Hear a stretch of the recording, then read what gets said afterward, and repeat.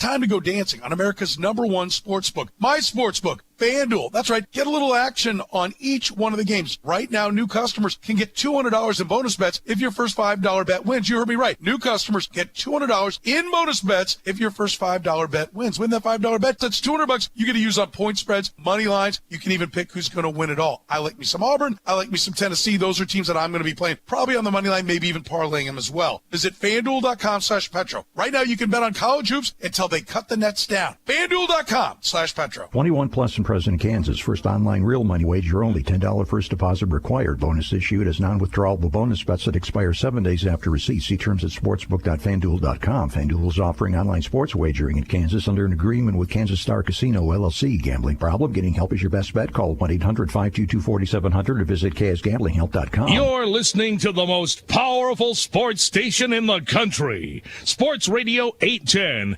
WHB Kansas City, the power of sports.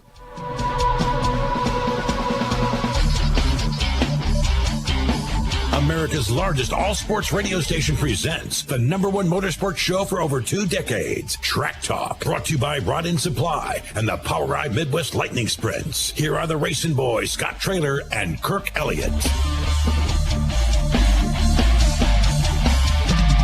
Good morning, everyone. Welcome to Track Talk. It's all brought to you by Rod End Supply, featuring the Power Ride Midwest Lightning Sprints. We've got a great show lined up for you today.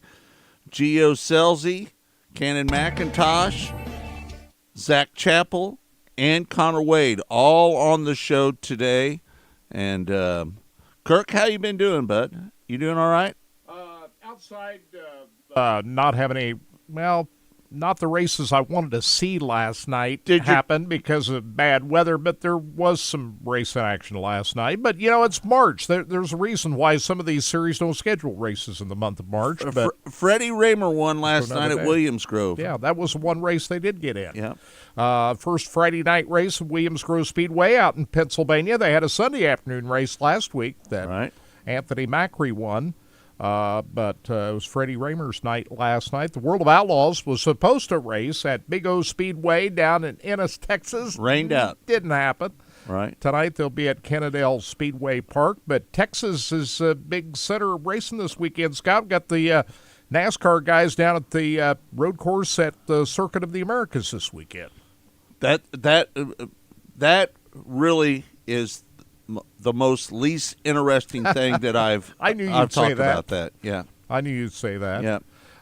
So it is March, and there's been a lot of rain going on down there in Texas, hasn't there? Seems like it. Bring some of it up here. Right. We have it. Is this the driest March you've ever seen? Well, it is, and we could have some races here in the Kansas City area. As you know, Kirk, you're a farmer, and you guys farm up there. Up there in Mount Ayr, Iowa, and this is a pretty trying time for the farmers, isn't it?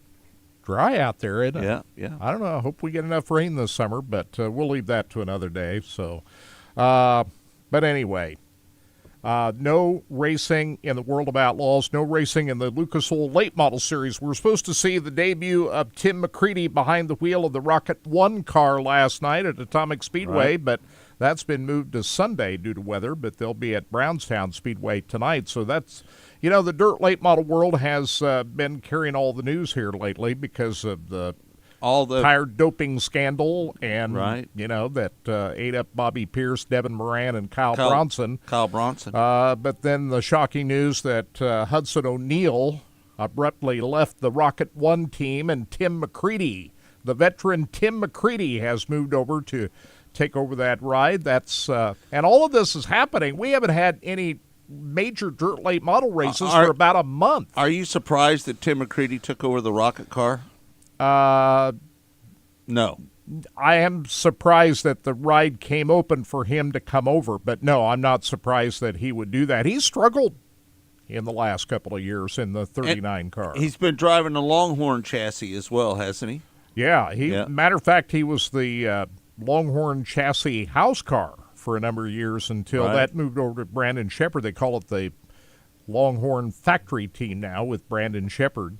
But Tim McCready's been struggling the last couple of years. He's a 2-time Lucas Oil Late Model champion.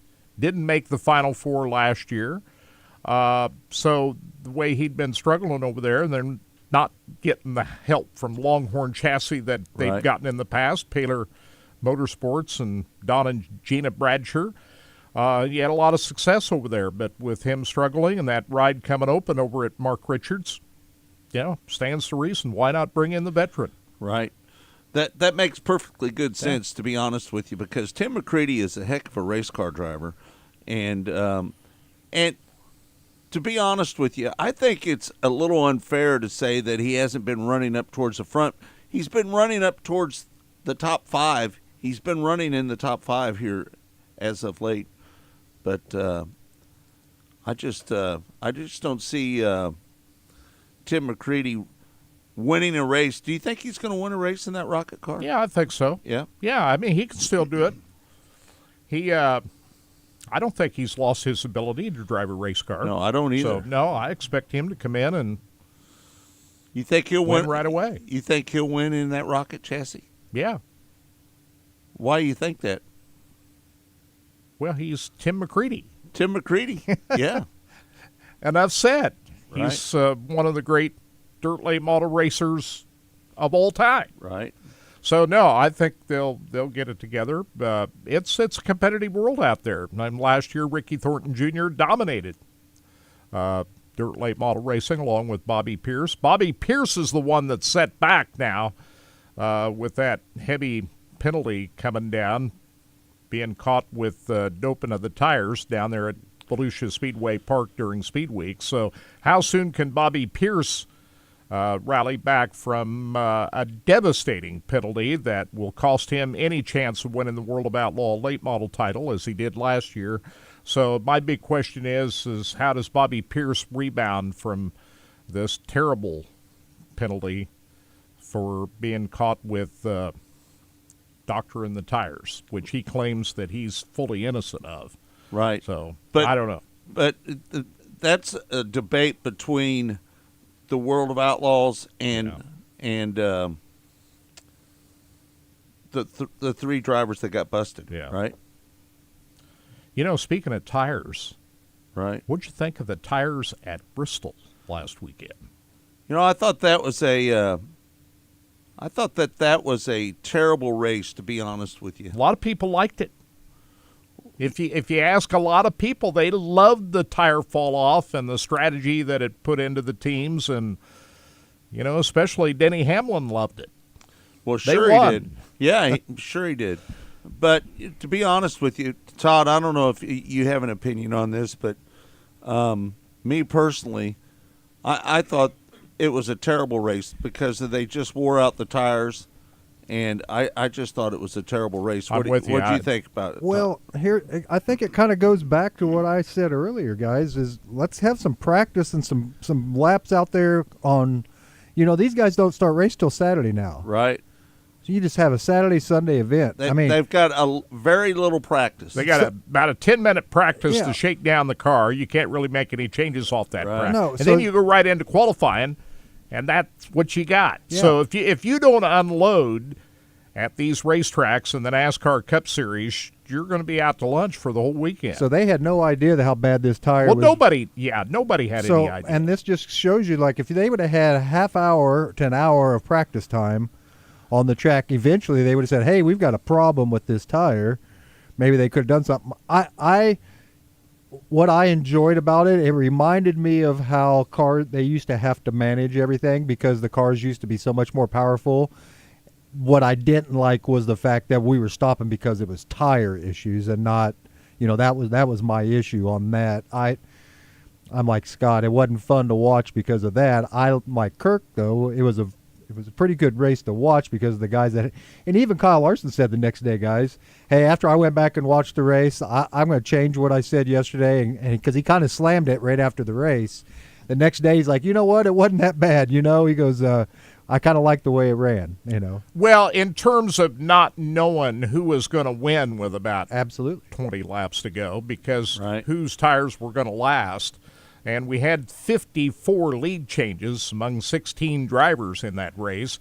in that sense. If you break it down with 54 lead changes and you really didn't know who was going to win at the end, from that standpoint, yeah. But watching the race, Scott, it didn't do much for me. Nah. No, I'm sorry. It didn't do much for me either as well. Only 5 cars finished on the lead lap. Yeah. How about Yeah. that? And, Yeah. and But you that's know, a throwback to back in the day. I was going to say that's a throwback, and let me tell you, it's an issue when they have the general manager or the main guy from Goodyear come out Right. during the race, and they have a little press conference during the race. So Right. there's an issue. Well, I mean, Goodyear was in scramble mode, so they had to mount up an extra set of tires during that race because they were going to run out of tires. They were going to make it through 500 laps with Right. the tires they had.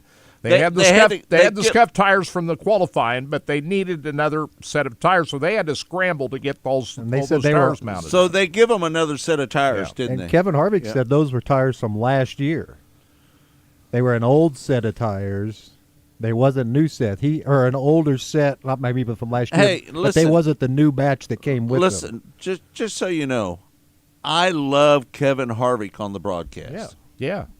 Well, He offers a I mean, different insight. he has a wealth of intelligence there, and it seems like that he brings a little bit more than Clint Boyer. Well- what do you well, think? he's fresh out of these race cars. Right. Yeah. exactly. He knows these particular race cars because he just stepped out of one at the end of last You year, rem- which gives him an advantage over Jeff Burton and Absolutely. even Dale Jr., who Stepped I'm away. still shocked he's not going to be on NBC this year. But Kevin Harvick's got an advantage over any of those drivers. Clint Yeah. Boyer Yeah. has been out of the car because he was recently in those one of cars. these cars. You So remember he how knows what he's talking about. Clint Boyer was really good when they brought him in. He's still good, but you remember how knowledgeable he sounded compared to Darrell Waltrip when they Right. brought him in? Yeah, and it was no because doubt. he just stepped out of the car. Now. But don't you think that Kevin Harvick brings a little bit more than Oh. than Clint Boyer Oh, does? most definitely. Well, Yeah. and Well, also he's, not as a he's a yucky. more accomplished Yeah. driver. I mean, I'm not trying to diss Clint Boyer is our friend, but Right. Kevin Harvick is Champion. Is going to be a Hall of Fame driver. He's a you know, champion. so I mean, he's won a championship. He's done things. How many races has he won? Oh my God, I'll have to look Over that the up. year? But here's another I don't have thought that I had number. on this racing thing, and A lot. and another fan had A lot brought of this races. up. How about now the fact that they're only bringing in? Let's say you go. Did you see the campground at Bristol? Did you see there was none? It was sparse. And here's what they're saying is, why should I bring my car in on a Saturday? I mean, bring my trailer in on a Saturday, unload everything, get it all set up, watch one race on Saturday, one race Sunday, and I'm gone. In the old days, you roll in on a Thursday, you get set up, you get to watch all the qualifyings and all the practice rounds and everything. So it felt like you were there for the full week, doing something. Now, they talk to many drivers. They're like, look, there's no reason to bring our trailer. We're only going to be here Saturday and Sunday. I'm not bringing everything out and Yeah. setting everything up for that. It's just And you not know, worth there's it. a downside. It used to be at Bristol, and you know this as well as anyone because you used to go down there every year. 135,000 seats. They had a waiting list for people to even have a chance to buy a ticket to get into Bristol. That happened one time. Now, the disadvantage of 135,000 seats is, why do you buy tickets early when you know there's plenty of seats, and whatever seat you're going to get at Bristol's going to be a good one? Just make the decision the day of the race, Hey, and you can go to Bristol because you know you're going to get a good seat. hey, listen, to be honest with you, I can't believe that there's not 130,000 people in there for that race. Well, to like be honest with you. Yeah. Well, it all changed when they messed around with the racetrack. They Right. did, Yeah. and a lot of those guys said the same thing. Look, there's a lot less people here because it's a 2-day event and it's not a 4-day event. And I'll throw that out. I'll stand by that a bunch because you're not going to get the guys rolling in from out of town from far away. If it's just a 2-day event, you're just going to roll in on the day, and I bet you the amount of money that gets spent over that weekend is so much less. You're talking 2 full days of not having money being spent in that town. I just remember when Kansas, when they used to roll in, Scott, they were here on Wednesday. Right. You had Practice all week. You had drivers here on Wednesday doing interviews. Thursday, the haulers were rolling in. Thursday night, they had things going on. Friday practice. Saturday, it was just something. Well, you going make on. a good point about the campers. They like to see not just one day of activity. They like to be Yeah, that's there for 3 or 4 days. It's you set up hard a camp. work to set up it's a like camp. Knoxville, Scott, or Eldora. You go out there. It's not just one day. Right. You're out there for 3 or 4 days. Kevin Harvick. That's what makes it at Knoxville and some of these other big events out there. You just don't want to come in for just one day as a camper, set up. You want to make a weekend. A lot of these people have their vacations surrounding a lot of these big events. I'm trying to find out He's got how many races. 60 races. 60 races. 21 different tracks. 2014 champion and 2001 Rookie of the Year. So 60 races on 21 different tracks. He's covered a lot of. So when you hear Kevin Harvick be the race analyst at, say, Phoenix, kind of knows what he's couple talking of weeks about. ago, he's won 9 races at Phoenix. He kind of knows what he's talking about. He knows a thing or two about a thing or two. And Bristol, he Right. won quite a bit there too. Right. Yeah. I just think Kevin Harvick is the maybe. Let me just say this: he could be the best racing analyst out there. Would you agree with that, Kurt? Yeah, I used that. Dale Jr. was pretty good too, and I love Steve Letarte for NBC because he gives that crew chief aspect The of it feel that of they're it, missing. right. They get Larry Mack in there, but Larry Mack hasn't been a crew chief now for a long time. Larry McReynolds, we're talking about. Right. Hey, listen. but Steve Letarte. Let me just is say really this good about for NBC. Larry McReynolds. Larry needs to let his hair go. The cue ball cover up that he's doing there, he needs to let it go. Kirk, I'm not saying a word because, what you're not going to say a word about that? well, if he's got to shave his off, then I got to do mine. So I'm staying out. Kirk's You're- out, you're he's out of staying- that game. Kirk Elliott. Are you going to let your hair grow back out there, Todd? Yeah, I don't like going to I don't like going to the barber all the time. That's my biggest Like issue. Right. once every 10 years, maybe? Well, you see it. It's every 4 years. I cut my hair and I start over again, Oh, and so it's man. every 1 or 5 years. But yeah, it's growing out. You can't see it today. It's underneath all this dew. But let me tell you something. That race that Cannon McIntosh, I went back and watched it because I never got to watch that race. Indoors. That indoor race. Wow, At DeCoin. that was a pretty cool race, guys. That's the first time he's won in a long time. That was a really good race. We have the interview with him later on, but let me tell you, that was an entertaining race. Like I said, it's a little different than the Chili Bowl. I mean, that's my only perspective. I've only been to one indoor race Right. in my life, and that was Chili Bowl and The Chili Shootout. Bowl. So that's all I have to base it on. But it was still I thought it was a pretty good event. Well, especially when you throw T-Mez into the mix with Cannon McIntosh. But Cannon didn't cause anything. He was just the recipient of T-Mez trying to make that move on the outside, and T-Mez got caught up with a lap car. That's all there was to it. So it wasn't any kind of controversy between T-Mez and Cannon McIntosh like we saw at the Chili Cannon Bowl. McIntosh and T-Mez don't get along, No. do they? But McIntosh was just the recipient of some bad luck by T-Mez against the lap car.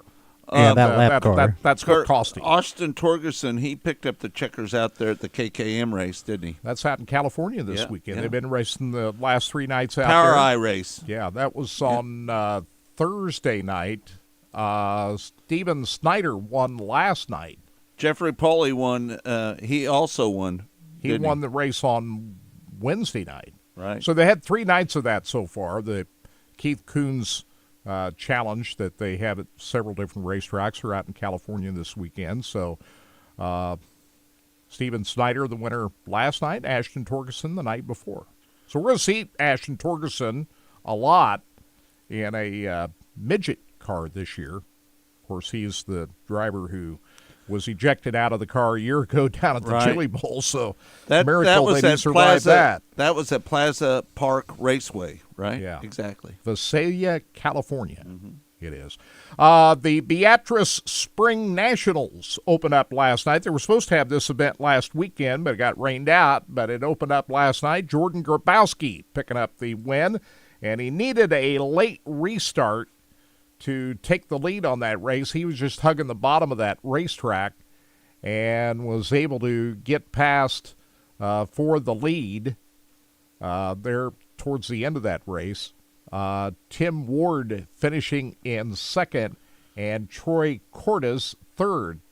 Jackson Sadoff was fourth, and Jeremy Mills finished in fifth place last night. They'll have the finale tonight up there at Beatrice Kirk, for the Spring Nationals. Kirk, what do you think about NASCAR taking over the Bowman Gray Stadium? What do you think about that? That is maybe the biggest story of the week, isn't it? It could be.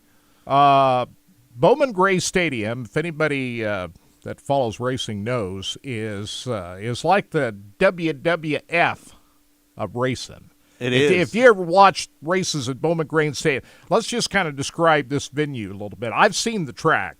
I've never seen a race there, but I've been by the racetrack. It sits in the middle of a neighborhood. It looks like a football stadium. If you drive by it, you'd think you're driving by some kind of a high school football stadium because it's got grandstands all the way around it. Right. And 17,000 people sit in that place. Yeah. Right. And it's a unique racetrack, short track, A lot of tempers. and a lot of bumping it. You gotta move people out of the way to pass. And that always causes conflict. Yeah.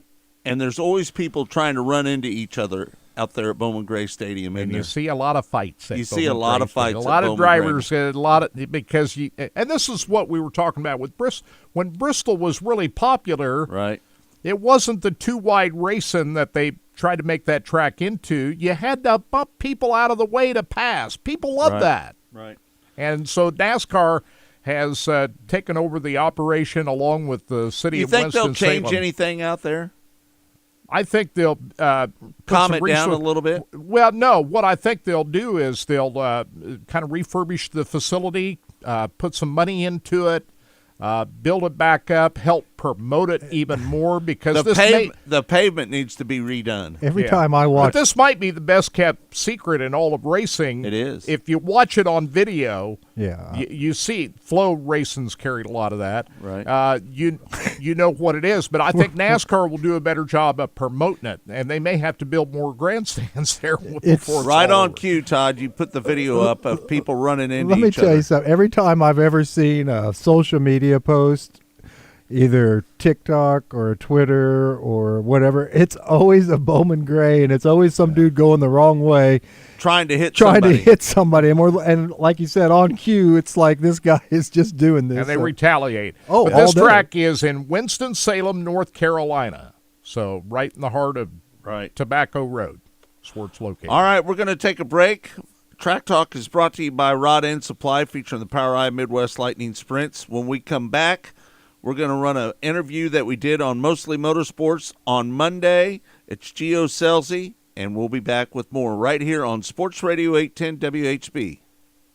Track Talk. Rod End Supply is involved with a variety of motorsports as well as industrial applications with many different types of products. Since 1989, Rod End Supply has provided superior products priced competitively. Whether you're racing at the circle track or drag strip, rock climbing, or going off-road, Rod End Supply has an assortment of rod ends, radius rods, and specialty products to keep your equipment moving. Rod End Supply's experienced staff is ready and willing to help you with your needs. Their promise is to continue to provide a superior product with superior service so you can stay in front of the field no matter what it is. To learn more, go to rodendsupply.com.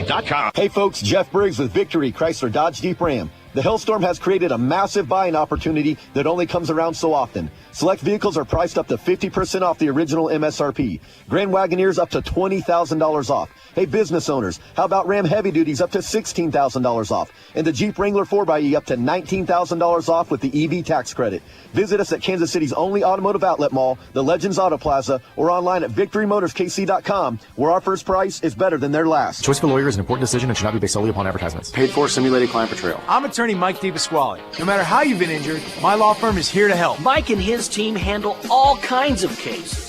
Auto accidents, wrongful death cases, even medical malpractice. Any kind of case, Mike's got this. No matter what kind of injury case you have, I promise we can help. Call me. I've got this. Mike's got this. All you need to know. 816-888-7500. Mike's got this. Enjoy a full year of fun with a membership to the Kansas City Zoo and Aquarium. Open daily year-round. Each visit is a new adventure. Your membership includes unlimited visits for an entire year, discounts on concessions, retail, and select events, as well as reciprocal discounts to zoos across the country. Your membership pays itself off in just 3 visits. Home to nearly 10,000 animals representing over 400 species. There's so much to see. Purchase your membership online today at kansascityzoo.org. That's kansascityzoo.org. If you're injured in everyday life or while playing sports, you want to get care quickly. See an orthopedic specialist same day without an appointment at the University of Kansas Health System. Walk in at I-435 and all in Overland Park on weekdays from 8 to 7 and Saturdays 8 a.m. to 2 p.m. For anyone ages 5 and older, whether it's a sprain, strain, or fracture, an orthopedic specialist can see you quickly. No appointment needed. Learn more about orthopedic walk-in care at kansashealthsystem.com/orthopedics.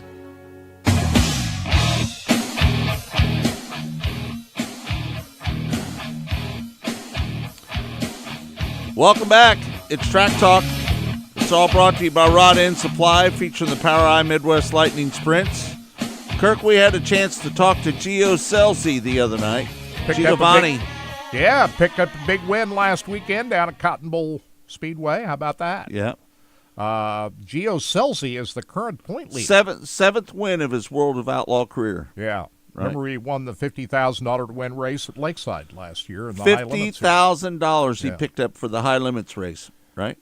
That's right. Yep. But this year, he's a full-time World of Outlaws driver, and he leads the points right now, heading into tonight's race at Kennedale Speedway Park. We spoke with Gio Scelzi on Mostly Motorsports earlier this week, and here's just a portion of that conversation.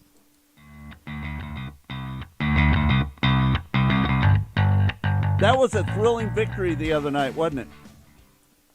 Thank you. Yeah, I mean, incredible racetrack. I feel like that's where it all stems from. Both nights, with weather, kind of looming. I didn't know if we'd race either of the two, but phenomenal racetrack both nights and created awesome racing. Brett Marks, he kind of put some pressure on you there at the end of that race, didn't he? Yeah, man, I feel like he definitely had the car to beat all weekend, especially in the features. Whatever changes they made from the dash and the heat race to the feature, they had it dialed in. I honestly felt like if he would have cleared me and got away from me, I wasn't going to get back by him. And luckily, the 2 times he slid me, I was able to turn back under him and get away from him. That one time in traffic and got a good restart there, the last one. And Donnie actually, stuck his nose under Brent and kind of slowed him down and let me get away. But like I said, Brent had no doubt. We just had a little bit of track position on him. Hey, Gio, do you feel like this is the best year for you to win the championship with the World of Outlaw Sprint Car Series? I don't know. I mean, it's really early in the year. We started off last year, horrible in Florida. We took a provisional our first night and really coming off a strong 2022 into last year's 2023. And like I said, struggled early and felt like it was a real work in progress all year.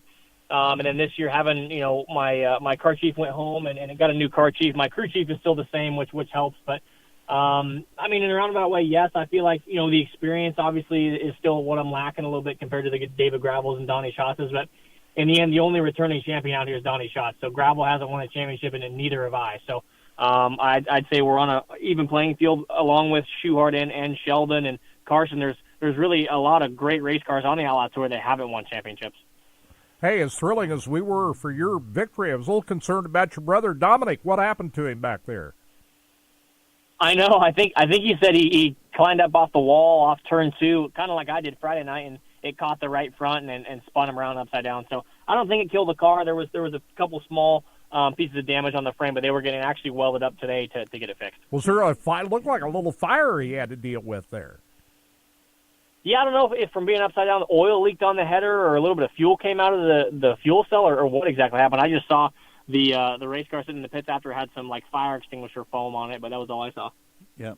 Well, you got a great starting spot, which is very important in these races, starting on the outside of the front right. You referred to one of those sliders that Brent put on you there, but with about 5 laps to go, just described how you were able to get back behind that last time. Yeah, Page is typically a place that takes rubber the second night we go of a 2-night show, and like I said, phenomenal track conditions. He didn't touch it all night, and it started to rubber a little bit off turn 2 and get really cleaned off, and I felt like the more I tried to get down in the rubber, the slower I would go, and I kept spinning really bad. And he would make a ton of speed off turn 2. And after I watched the film, that's where he closed a bunch on me. And, he slid me right as I kind of caught traffic and felt like I, was aggressive with lap cars and got away from him a little bit. And thought I had it, taken care of, but he didn't slide me the one lap after that.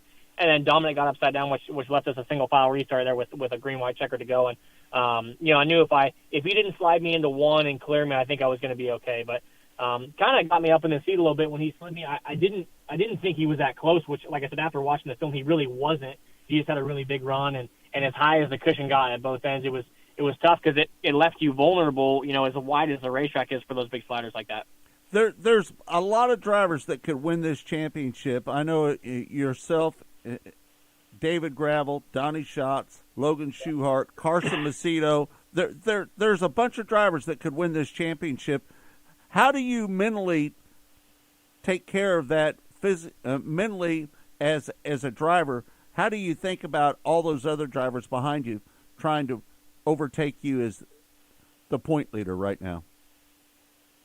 I feel like I've never really been in a position to lead the points, and I feel like the best way to look at it is, you're trying to win the championship, as in you're not trying to lose the championship when you're in the lead. Right. I don't know. Like I said, all of us have really good cars, and it's really early in the season. Like, Gravel he didn't have a great weekend, but you can dig yourself a big hole these first couple races. You definitely can't win a championship, but you can definitely make it hard for yourself. But I don't know, man. My dad's been in this position a lot. I've talked to him about leading championships and not having a whole lot of experience in those situations. But Donnie Schatz is another guy I rely on just to talk to a little bit about it. But, it's hard when you're racing against those guys too. So there's that fine line between kind of asking for advice and feeling vulnerable to the guys you have to race against. So I think Adam Clark plays a big role in that because he's a pretty even-keel guy.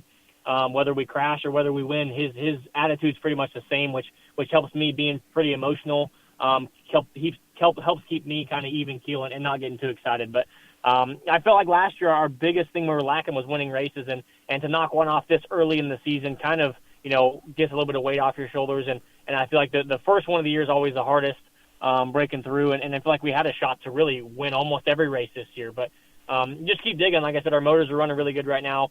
Everyone's clicking and is kind of doing their jobs. We've got a lot of people that listen to us out in PA, and a lot of people that talk to us online say that PA is where the championship could be won. Do you agree with that? Yeah, we spent a lot of time there, that's for sure. Not going to Port Royal will be kind of a change this year, going to Selinsgrove instead, and we go to Williams Grove 6 times. So that's a place where you can dig yourself a pretty deep hole. The National Open, having 50 cars, but it's a normal format, so it's a points race, so that could be a huge swing. I don't know. I just feel like if we do our job every night, put yourself in the dash. We've made every single dash this year, which is incredible. It's starting the second row of a couple heat races as well. So I don't know. I think, it's definitely a long season. And like I said, Donnie Schatz, David Gravel, these guys have a lot more experience than I do. I feel like, we're fast right now. Like I said, everyone is just kind of heads down, focusing on the task at hand. I think you can get ahead of yourself very easily if you have a bad night or if you blow a motor because, bad shit's going to happen. But I think trying to minimize those bad nights and turn your 18th place runs into 8th or 9th place runs. Well, you really found a home with this KCP team. Just kind of talk about, how you were able to get together with this team. It seemed like you've been with them for a long time now, not all that long, but you really found a home with these guys. Yeah, it does feel like forever, that's for sure. Middle of 2020, COVID was kind of a blessing and a curse for me. Changed the whole outlook of my stock car and ARCA career a little bit I had that year. And those guys were between drivers, wanting to make a change in their program with COVID kind of changing the whole outlook of racing in general. They called me in June of 2020 and finished the year out for them and have been there ever since. So the guys behind the team, Brett Nearing and Matt Barber, have been huge supporters of me when we run like shit and when we run good. So I think they understand that, Rome wasn't built in a day. And we've gone through some crew chiefs as well. So I think, I have their trust for sure. I feel like I have a lot of input and influence in the team with me and Adam as well, working well together. And we were in the trenches together as well, when we were down a crew chief, working with just him and me on the race car and Aaron, our tire guy. So we've definitely been through a lot, I feel like, in a short 4.5, 5 years. So I feel like I built a home. I live in Iowa now, where the team's based out of, and feel like this is my best chance with the equipment we have, with the people we have, to have a successful, year on the Outlaws. You're based in Iowa. How important is that to have Knoxville? And it's kind of a home game for you when you go to Knoxville now. How big is that? It is, no doubt. It's 45 minutes from my house and about an hour from our race shop. So definitely a home racetrack for us, somewhere I love racing. It's my favorite track in the country. And there's that big race in August that you always want to win. So I almost feel like racing the Outlaw Tour, if anything, has helped us at Knoxville. I think sometimes when you race a bunch of local races, you obsess over it and obsess over your setup and try to get perfect. But in the end, an Outlaw seems like always wins the Knoxville National. So the Outlaw schedule goes from Williams Grove, New York, to Peabody, Missouri, then to Knoxville. So you're completely polar opposite racetracks to what Knoxville is. And I feel like it's up to our program not obsessing over it so much and just kind of treating it like any other racetrack. How many more races are you going to run? Are you going to run any high-limit races at all this year? Yeah, so we're allowed with the World of Outlaws to run 4 races that are not World of Outlaws sanctioned. So it kind of sucks, but Eldora obviously counts as 2 that Wednesday, Thursday before the Kings Royal. So we're going to run those 2. Eagle, Nebraska, I believe, is in June, pays $50,000 to win, which is a high-limit show right before Knoxville, I believe. So we'll be in the area. It's close to Des Moines. We haven't chosen the 4th one yet. There's so many options. There's Lake Ozark, Davenport, a couple races in PA that we could possibly go to. So I don't know. We'll for sure be at those 3 races. It's tough to make that 4th decision because if you wait too long, weather might hurt you, racing in the fall in PA or wherever the weather kind of affects the racetrack. So we'll see. We'll for sure be at those 3, like I said, but we're waiting on the 4th. All right. That interview was 30 minutes long. You only listened to a portion of it that was only 10 minutes long. I want to give a shout-out to Scott that's listening in from Fort Myers Beach, Florida, and Melvin, who's listening in from Miamisburg, Ohio, and Harold that's listening in from Creek County Speedway. How about that, Kirk? How about that? Yeah. Thanks to all the people who tune in, listen to our shows every week. Yep, no doubt about it. Appreciate it. We're going to take a quick break here real quick so we can get this other interview in with Cannon McIntosh.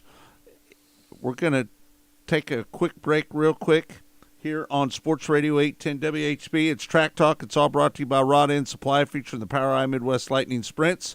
We'll be back with more in a moment. Stay tuned here on Sports Radio 810 WHB.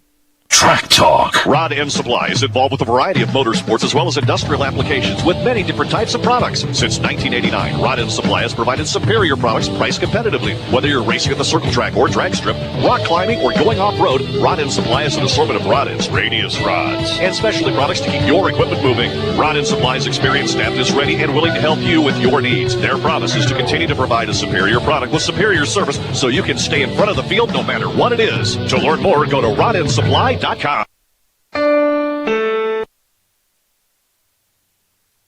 We got 4 minutes, and then you are back. Okay. The thing you want to do is deal with another roofer, so don't. When they show up, tell them you know a guy. An Easton Roofing sign in your yard lets everybody know you want it done right, and it's the best storm chaser repellent you can get.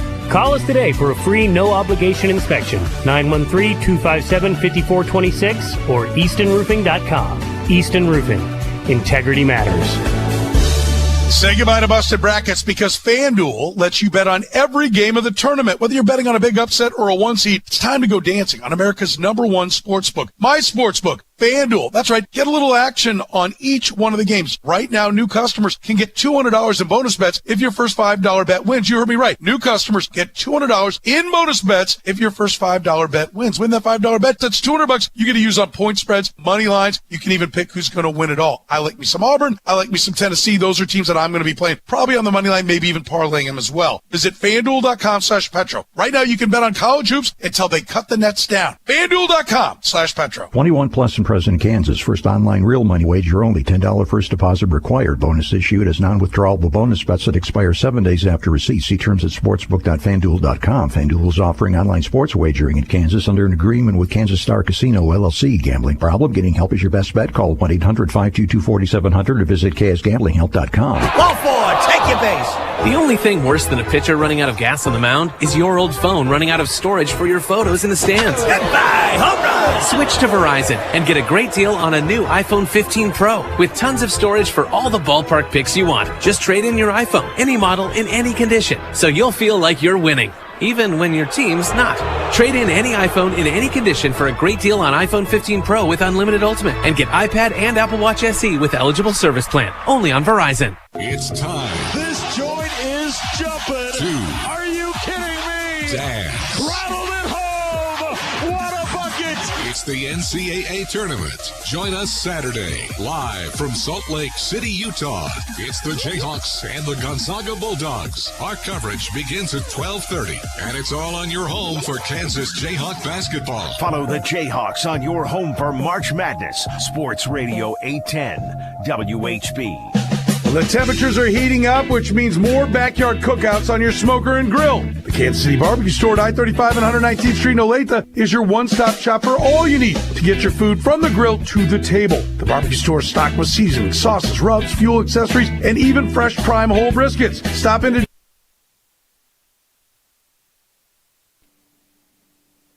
Hello? You got 90 seconds. Okay, 10 for it. Programming.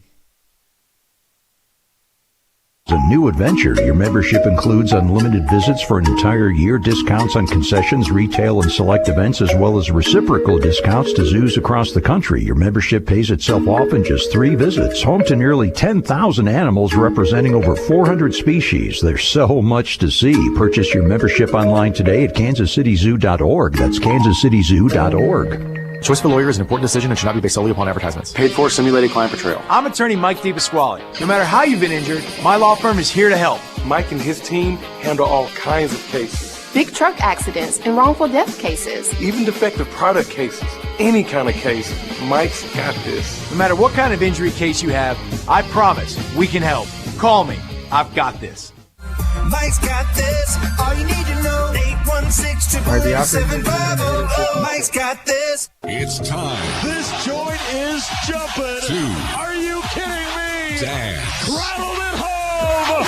What a... Outro music is going to hit at 56.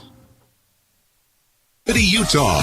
It's the Jayhawks and the Gonzaga Bulldogs. Our coverage begins at 12:30, and it's all on your home for Kansas Jayhawk basketball. Follow the Jayhawks on your home for March Madness. Sports Radio 810 WHB.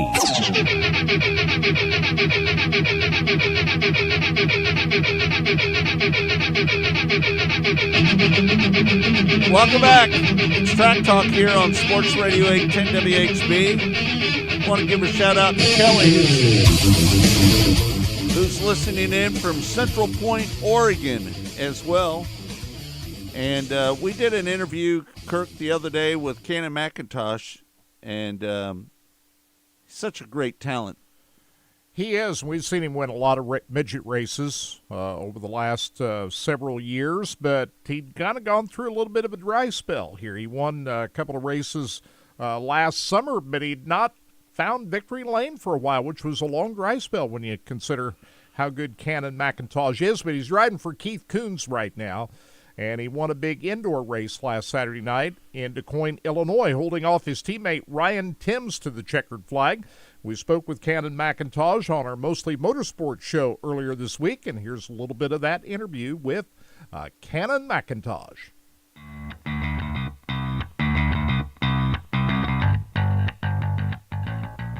Cannon, how you doing today? I'm doing good. How are you? We're doing pretty good. You know, you're currently 4th in the points. How do you feel about running for the championship this year? Do you feel like you got a chance at winning it? Man, it's so early. I had a good experience with that last year. Even middle of the season, having a really big lead, and you can see how quick things can change, and you can fall into a slump and just begin to struggle. So, yeah, with it only being 2 races in, we obviously had a pretty solid weekend with a win and the top 5 the first night. But it's definitely hard to say. But I think it all comes down to the team and what decision they want to make. And if it's something they want to pursue, then I'm all in for it. Right. You had the problem with Timez, he had a wreck with 4 laps to go. That kind of played into your favor a little bit, didn't it?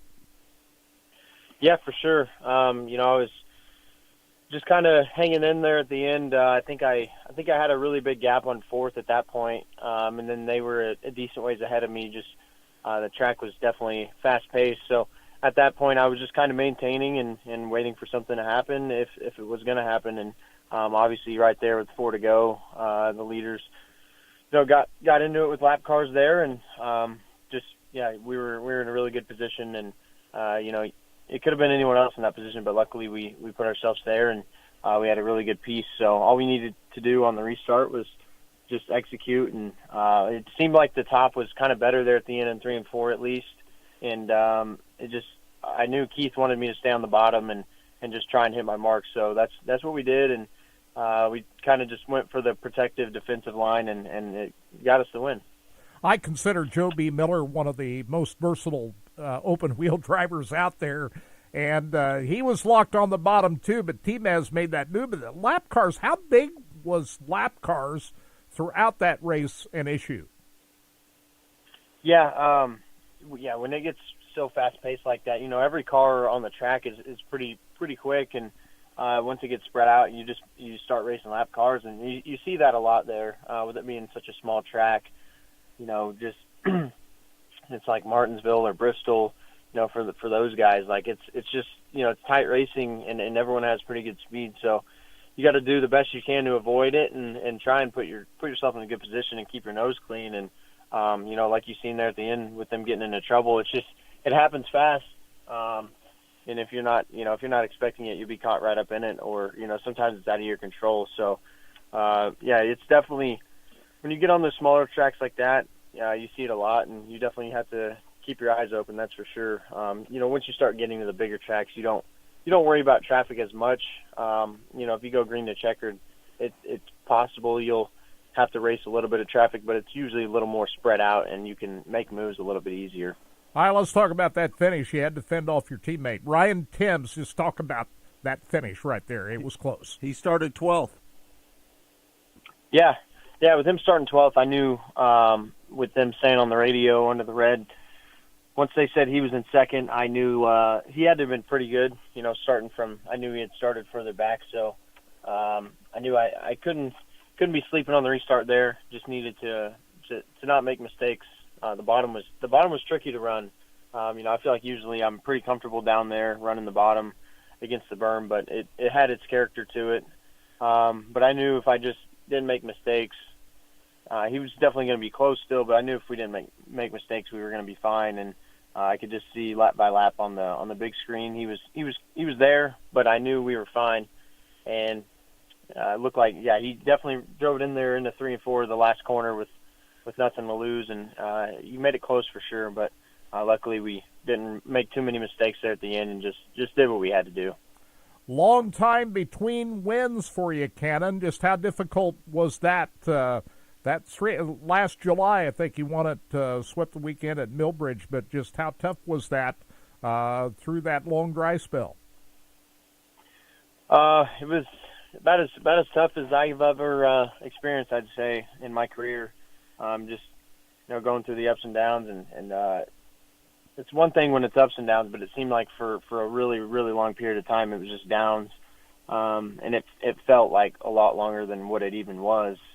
Just you definitely go through the mental struggles of it, and you question your ability for sure, and you question your team's ability. Everything goes through your mind, and you just try to better yourself, but we kept going out and struggling week after week, and then obviously changing teams there towards the end, and that didn't. We tried, and I struggled on another team as well, and it was definitely frustrating for me on the mental side of it, just trying to stay motivated to go out there and compete at my best, and then just. A huge opportunity opening up at Chili Bowl for me, and with Gear Wrench and Toyota staying on board with me and keeping faith in me. That opportunity opened up for Chili Bowl, and we went out, and I feel like we had a pretty solid week. We just didn't do it what we wanted in the feature there, but luckily the KKM guys wanted me back, and there's no other team I'd rather be with, and it just worked out, and they've given me this awesome opportunity, and I'm just thankful, man. Sometimes the man above, puts us through trials, and you just have to have faith and hang on. Hey, Cannon, don't beat yourself up too bad over that, bud. Just so you know, everybody knows that you're a really talented driver, and that you've got a lot going on for yourself, and you're super talented, man. Everybody knows that about you. Yeah, I appreciate that. There's a lot of talk that goes on, and you go on Twitter and you see all the negative things, and you just try to stay out of it. And it takes good people like you that say positive things that keep you going, and you just try to stay away from the negatives. How rewarding was it now? Be honest with us. How rewarding was it that you were able to take advantage of Team S's problems the other night? Yeah, it was huge. It was. I can't explain how rewarding it was. Like I said, it's been a long time coming. It seems like since we've won, or since I've won, and it didn't matter to me how it was going to happen. Everyone out there could have been in third, or anyone else could have been in third at that point. But we were in the right place at the right time, and I feel like we were really good still. We may not have been leading the race, but sometimes you just got to be on the good side of a misfortune, and that's what we were that night. So I was definitely grateful that it played out the way it did, and it was definitely it felt like a big weight lifted off my shoulders. That's for sure. Good confidence booster for the year to come. How much different is that racetrack compared to the Chili Bowl? Yeah, it's I'd say it's quite a bit different. It's obviously it's indoors. It's got the inside berm. You have all that, but the shape of it is quite a bit different. It's longer, and also, right? It's actually smaller. It's probably hard to tell the difference on TV. But racing on it, it's a bit tighter, and the corners are the straightaways are definitely a bit more narrow, and it's hard to get around guys on the outside.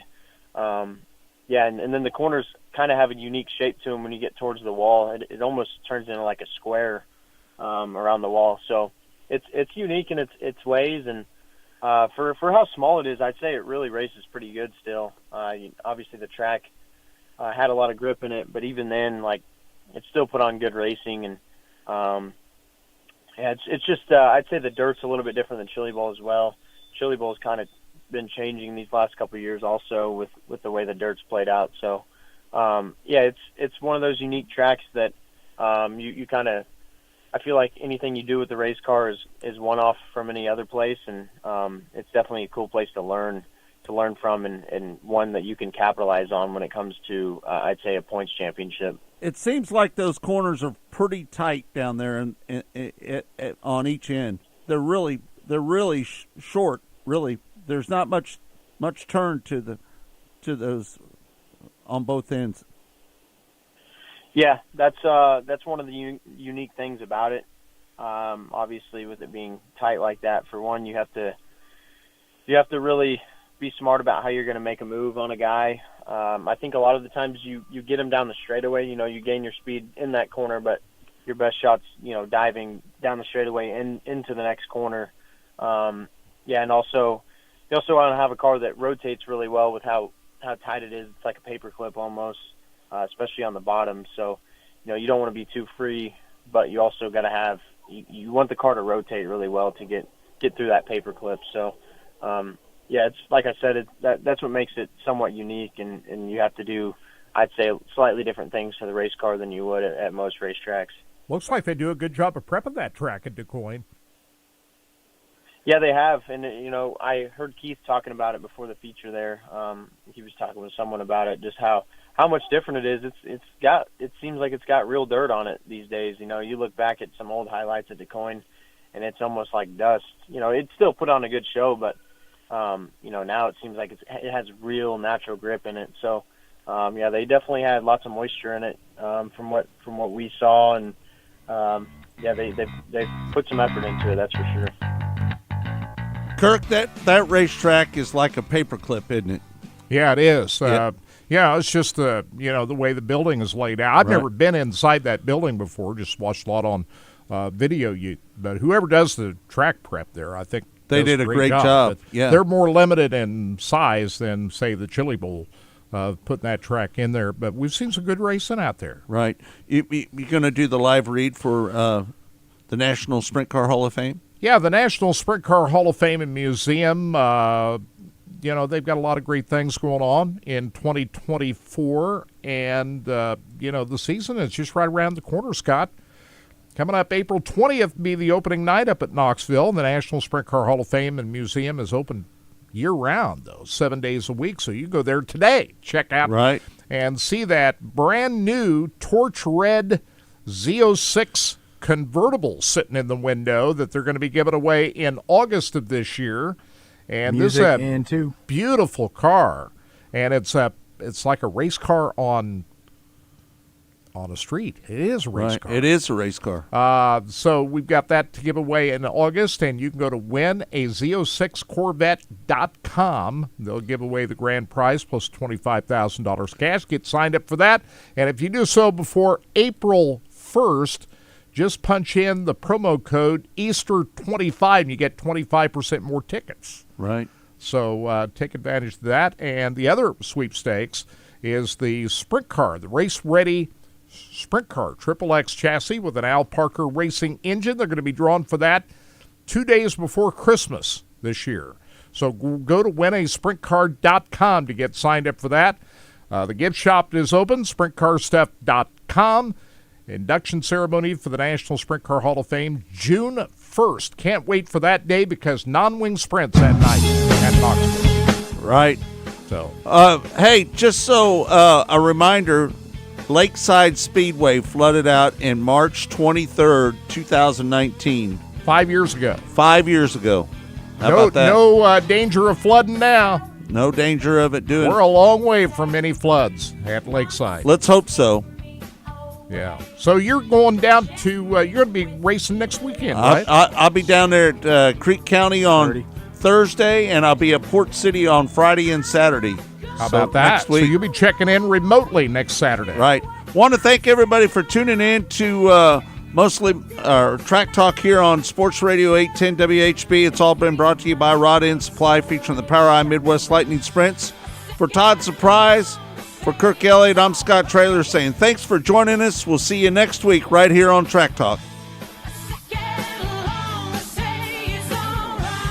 Rod End Supply is involved with a variety of motorsports as well as industrial applications with many different types of products. Since 1989, Rod End Supply has provided superior products priced competitively. Whether you're racing at the Thanks, circle my man. track or Appreciate track it. strip, rock climbing, or going off-road, Rod End Supply has an assortment of rod ends, radius rods, and specialty products to keep Thank your you. Talk to you equipment next moving. week. Rod All right, End have a good Supply's week. experienced staff is ready and willing to help you with your needs. Their promise is to continue to provide a superior product with superior service so you can stay in front of the field no matter what it is. To learn more, go to rodendsupply.com.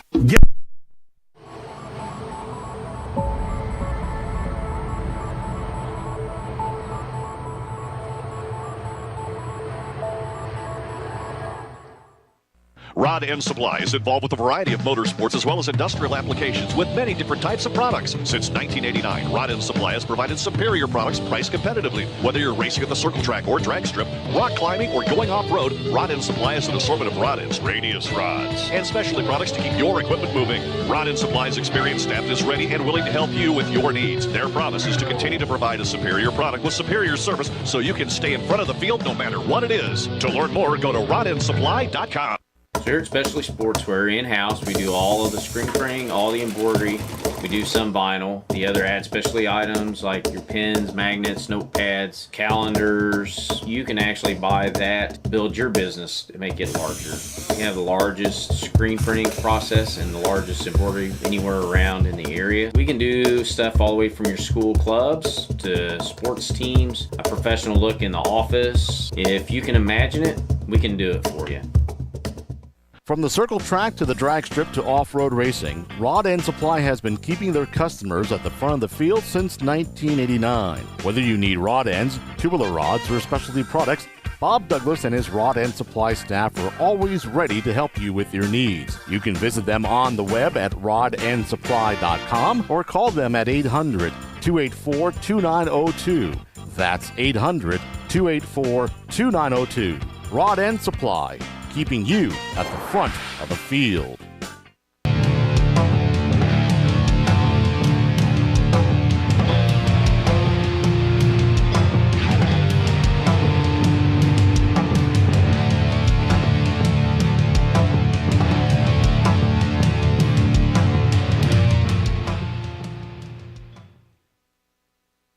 When Steve died, the outpouring of love was amazing. These dollars had come together to support us, and we realized, no, we didn't want to use them for us. We wanted to use them to help others. The foundation has done so much for so many people. It helps any family that has somebody, whether it be a crew member or one of the drivers, that get hurt. We can help them to get through the situation. I was injured in a non-wing sprint car accident that broke my neck and left me with a spinal cord injury. I was in the hospital 8 months, and that got really, really expensive. So having that extra help to help push me and my family forward was a big deal.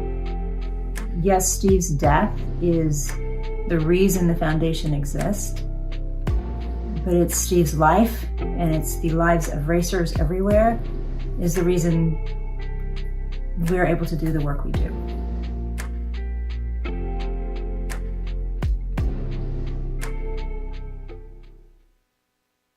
Signs attract half of all new customers. A vehicle wrap can get 30,000 views per day.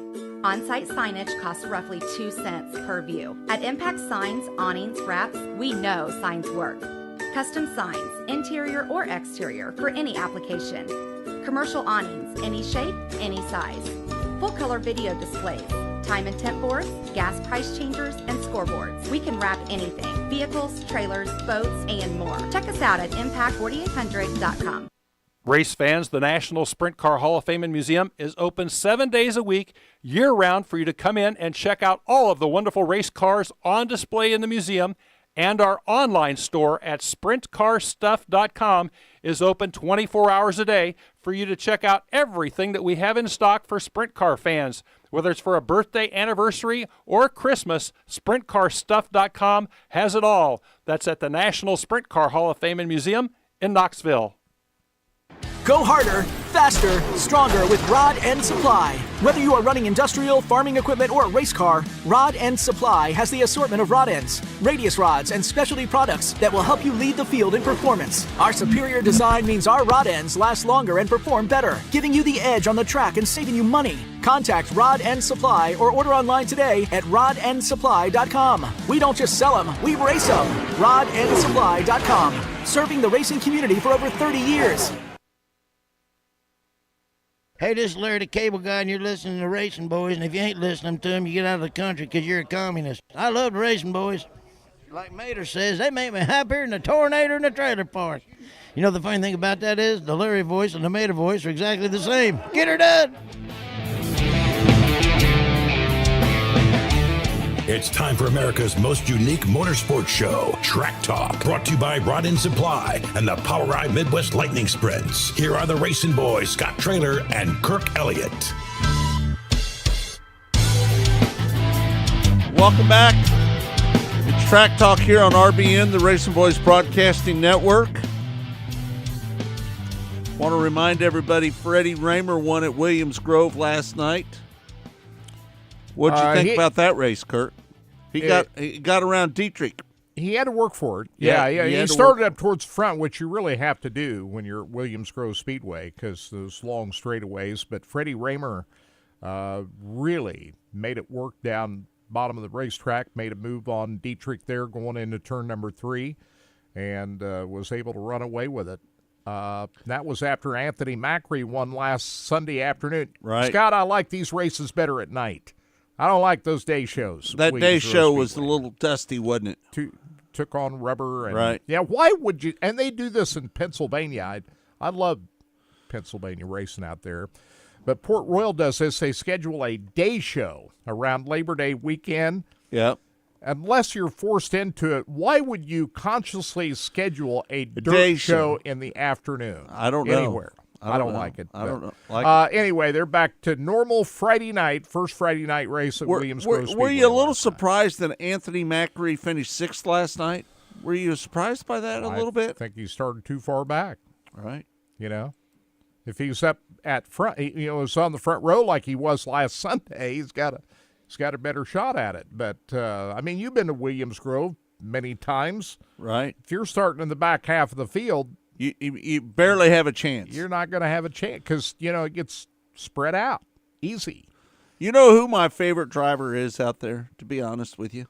Devin Borden? Devin Borden. Yeah. Yeah. And he's a Pacific Northwest guy that moved to Pennsylvania. He's become a member of the posse. We went out there with the ASCS National Sprint Car Tour, and he stayed there. Yeah. He never came back. How about that? He loves it out there. Yeah. And he's a pretty good race car driver as well. Yeah. Yeah. Yeah, you saw how good he was. He won a couple of big ASCS races while you were out there covering it back in the And he's won some races out in PA as well. And that was probably before he'd even been to Pennsylvania. He's a very talented driver. Yeah, good guy, too. Yep. So Danny Dietrich not able to hold off Freddie Raymer last night. Corey Eliason had a good finish, 3rd. Kyle Moody, 4th. Justin Peck is 5th. That car that Peck was driving, whose car is that? That number 20 car. I'm not sure who that car is. Maybe Marie could tell us. Anthony Macri ended up in 6th place. Dylan Norris 7th. Chase Dietz, Dylan Cisney, the mayor of Port Royal, and T.J. Stutz. Mm-hmm. And Devin Borden was 11th. So there you go. Race tonight. No racing at Port Royal. It's been rained out already. So it's already been rained out. They called it off. All right. Tonight they're going to try to get it in. Man, that's a bummer, isn't it? Yeah. Getting rained out. It is, but this time because of the year. Because we want to watch racing. This time of the year, you just never know what you're going to get. Tonight, we hope they get the action in at Kennedale for the World of Outlaws. Last night's event at Big O Speedway wiped out. I guess this is the reason why the High Limit Series decided to take the whole month of March off, is just for this very reason. But, it's fortunate that the World of Outlaws events did happen last weekend at Cotton Bowl Speedway, because there was a lot of question whether they get that in, but they got both nights in. Kirk, are you sure that Peck was driving the 20 car? That's what it had. They was because Marie 20. says number 20 question mark. Yeah, I thought I saw him driving there on the graphics. When they put it up on the, the scoring loop up there, it had number 20 beside Justin Peck's car. So. I don't know. I wasn't there. I'm just going by what I see on the video. Right. So, anyway, tonight, Kennedale Speedway Park, the same racetrack that got rained out a couple of weeks ago. Let's hope they get it in tonight. And those races are made up because Lawton, the press box burnt down, right? Yeah, they were supposed to be at Lawton Speedway tonight, but they had that fire there a couple of weeks ago. So it burned up the press box. And it burned up a little bit of the concession stand as well, right? Now, next weekend, they're at the big, massive Thunderbird Speedway near Muskogee, Oklahoma. Mm-hmm. That might be bigger than a half-mile racetrack. I don't know, but it's a big one. Next Friday night, Saturday night, 81 Speedway. That's a much smaller racetrack than Thunderbird, but a great racetrack near Wichita. Next Saturday night for the World of Outlaws. In 2 weeks, Scott, Friday night, April 5th, US 36 Raceway. Can't wait for that. They're also having the Extreme Outlaw Midget Series that night at US 36 Raceway. And then they're going to be down there. I'll be there. Yeah. So we can't wait for that event. Of course, that's the same weekend as the King of America for the USMTS Modifieds at Humboldt Speedway. Thursday, Friday, Saturday, April 4th, 5th, and 6th. So we're getting pretty close here to getting this racing season off and running. Looking forward to getting down there to Creek County next weekend for the midget race. How about that? Are they also having 410 sprints down there next weekend? I Nope, didn't look at that. They're not. Just midgets. Just midgets. And this will be at Creek on Friday, Port City on Thursday, Saturday. March 28th. Oh, Thursday, March 28th. Thursday, March 28th. And then what do you got 3 nights down there or what? Then 2 nights at Port City. The following 2 nights. I got you. Right. So Thursday night at Creek County, 2 nights at Port City. Mm-hmm. So I'm gonna be the pit reporter for Power Eye this year. How about that? Can you believe that? You Start to believe finish. that Kenny Brown is going to hire me as the pit reporter? I can't believe it. We'll see how long. Start to finish TV, right? I can't wait. I got to get my subscription. Alan Staley is going to be the one that's going to be running the show down there. I'm not. All I'm going to be is the on-air talent. I'm not going to say nothing about the broadcast. Just pit So you're report. just going to do the pit reporting. I'm just going to do pit reporting. Well, you do a good job of that. You always ask good We questions. need to get. right? They need to send us a couple links so we can watch Scott. And tell them the Racing Boys need a. we got to get our subscriptions Get our start to finish subscriptions. TV all geared up here. Hey, I want to say a shout We'll out. watch We it. got about 15, 20 people joining us on YouTube today, which is really cool. We appreciate that. I want to shout out to Pooh Ninja for telling everybody to throw a thumbs up to the broadcast. We appreciate everybody even on the YouTube. We know that the Facebook is normally where everybody's at, but YouTube is a really good backup. You don't have to be a member. You can watch it on our homepage, racingboys.com on the live side, or the YouTube, or the Facebook side. So, Good number over there on YouTube yeah, today. like I said, we share it. And like I said, I appreciate everybody that joining in. And then they have a comment section over there, too. So if you guys like to comment sometime, you jump in those comments as well. Lloyd, if you're listening this morning, we're thinking about you, bud. Know you're going through some pretty tough times right now, but I just want to let you know, Lloyd, we're thinking about you. Man, Lloyd Collins. Lloyd is Good- like good a buddy. brother to Yep. us, to be honest with you. And he sat in there. How many years did he sit in with us on the show? I don't know, half a Two- decade, 5 or 6 years, 3 or 4 maybe longer years? than that. Yeah, 3 or 4 or 5 yeah, years? we miss this being on the air with us. Yeah. But Lloyd is going to I'm going to get him up here. We got to get him back on the air a one lot more of stories time. to tell. Yeah. A lot of stories to tell. Yeah, no doubt. There was a little bit of confusion on some news that came out of Sedalia this past week for the Missouri State Fairgrounds. Yeah.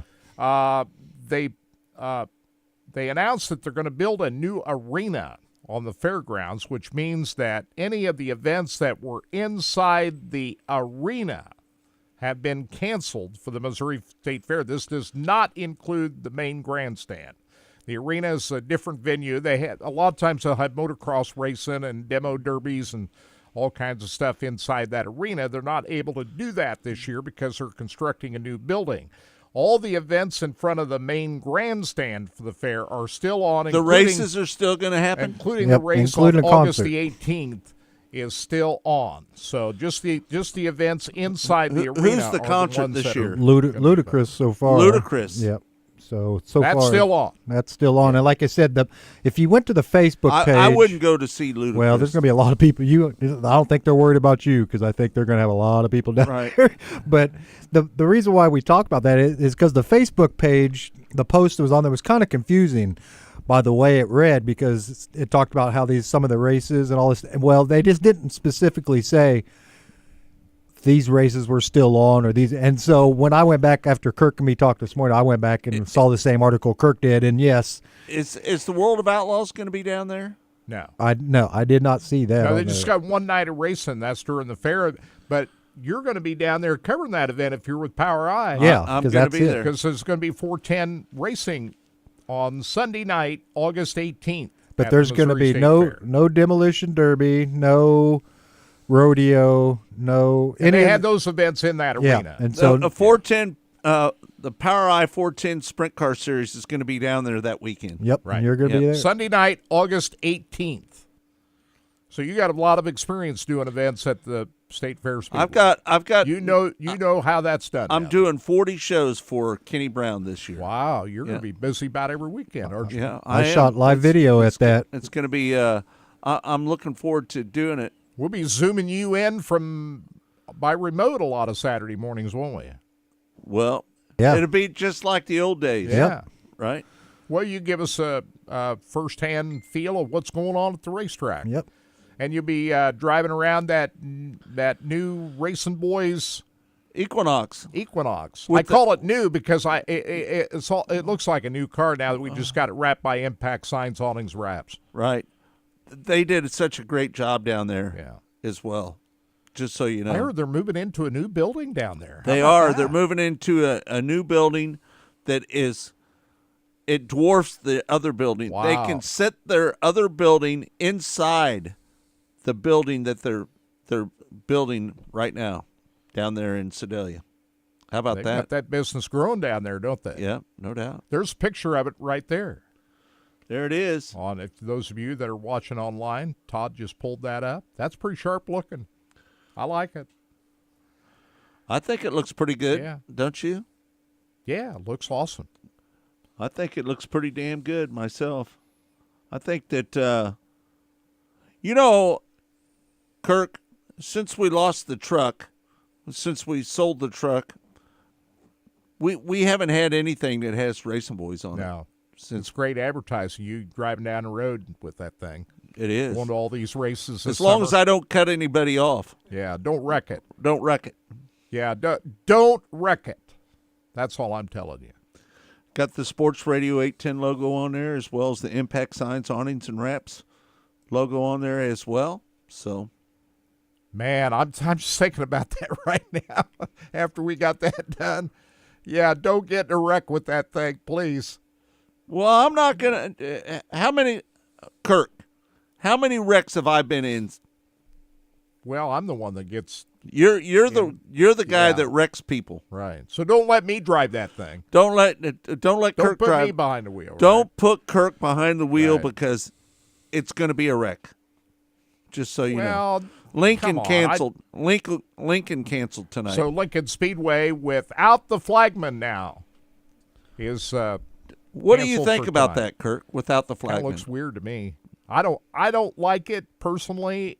When I go to the races and I'm sitting up there in the stands, I want to see that flagman up there. I'm sorry, I'm old school. I'm the set in flagman. my ways. I want to see the flagman. The flagman kind of controls the race.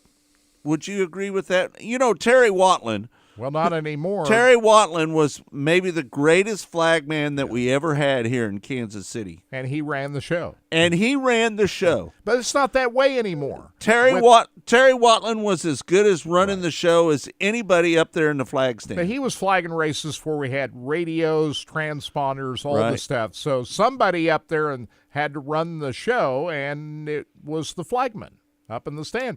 But nowadays, with radio communications, you've got the competition director up in the tower, and flagmen only do what they're told. Right. That's the world we live in now.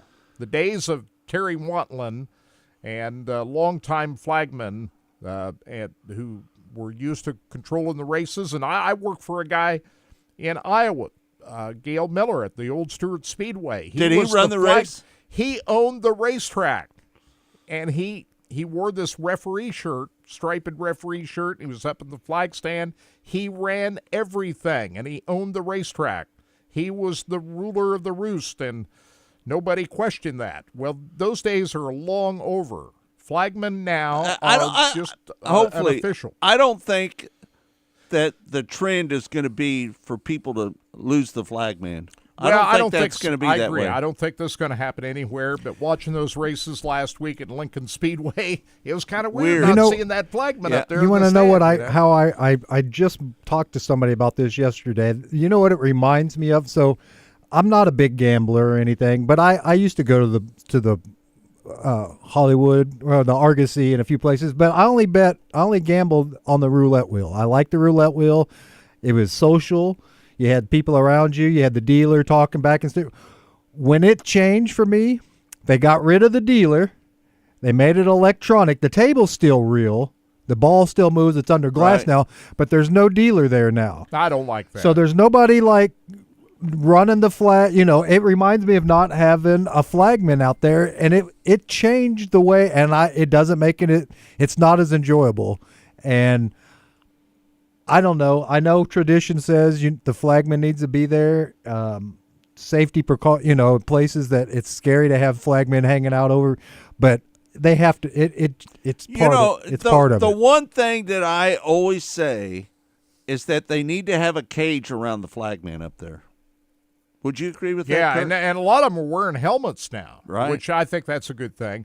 It just takes us back to the days of when Gary Johnson had that terrible accident in Knoxville many, many years ago.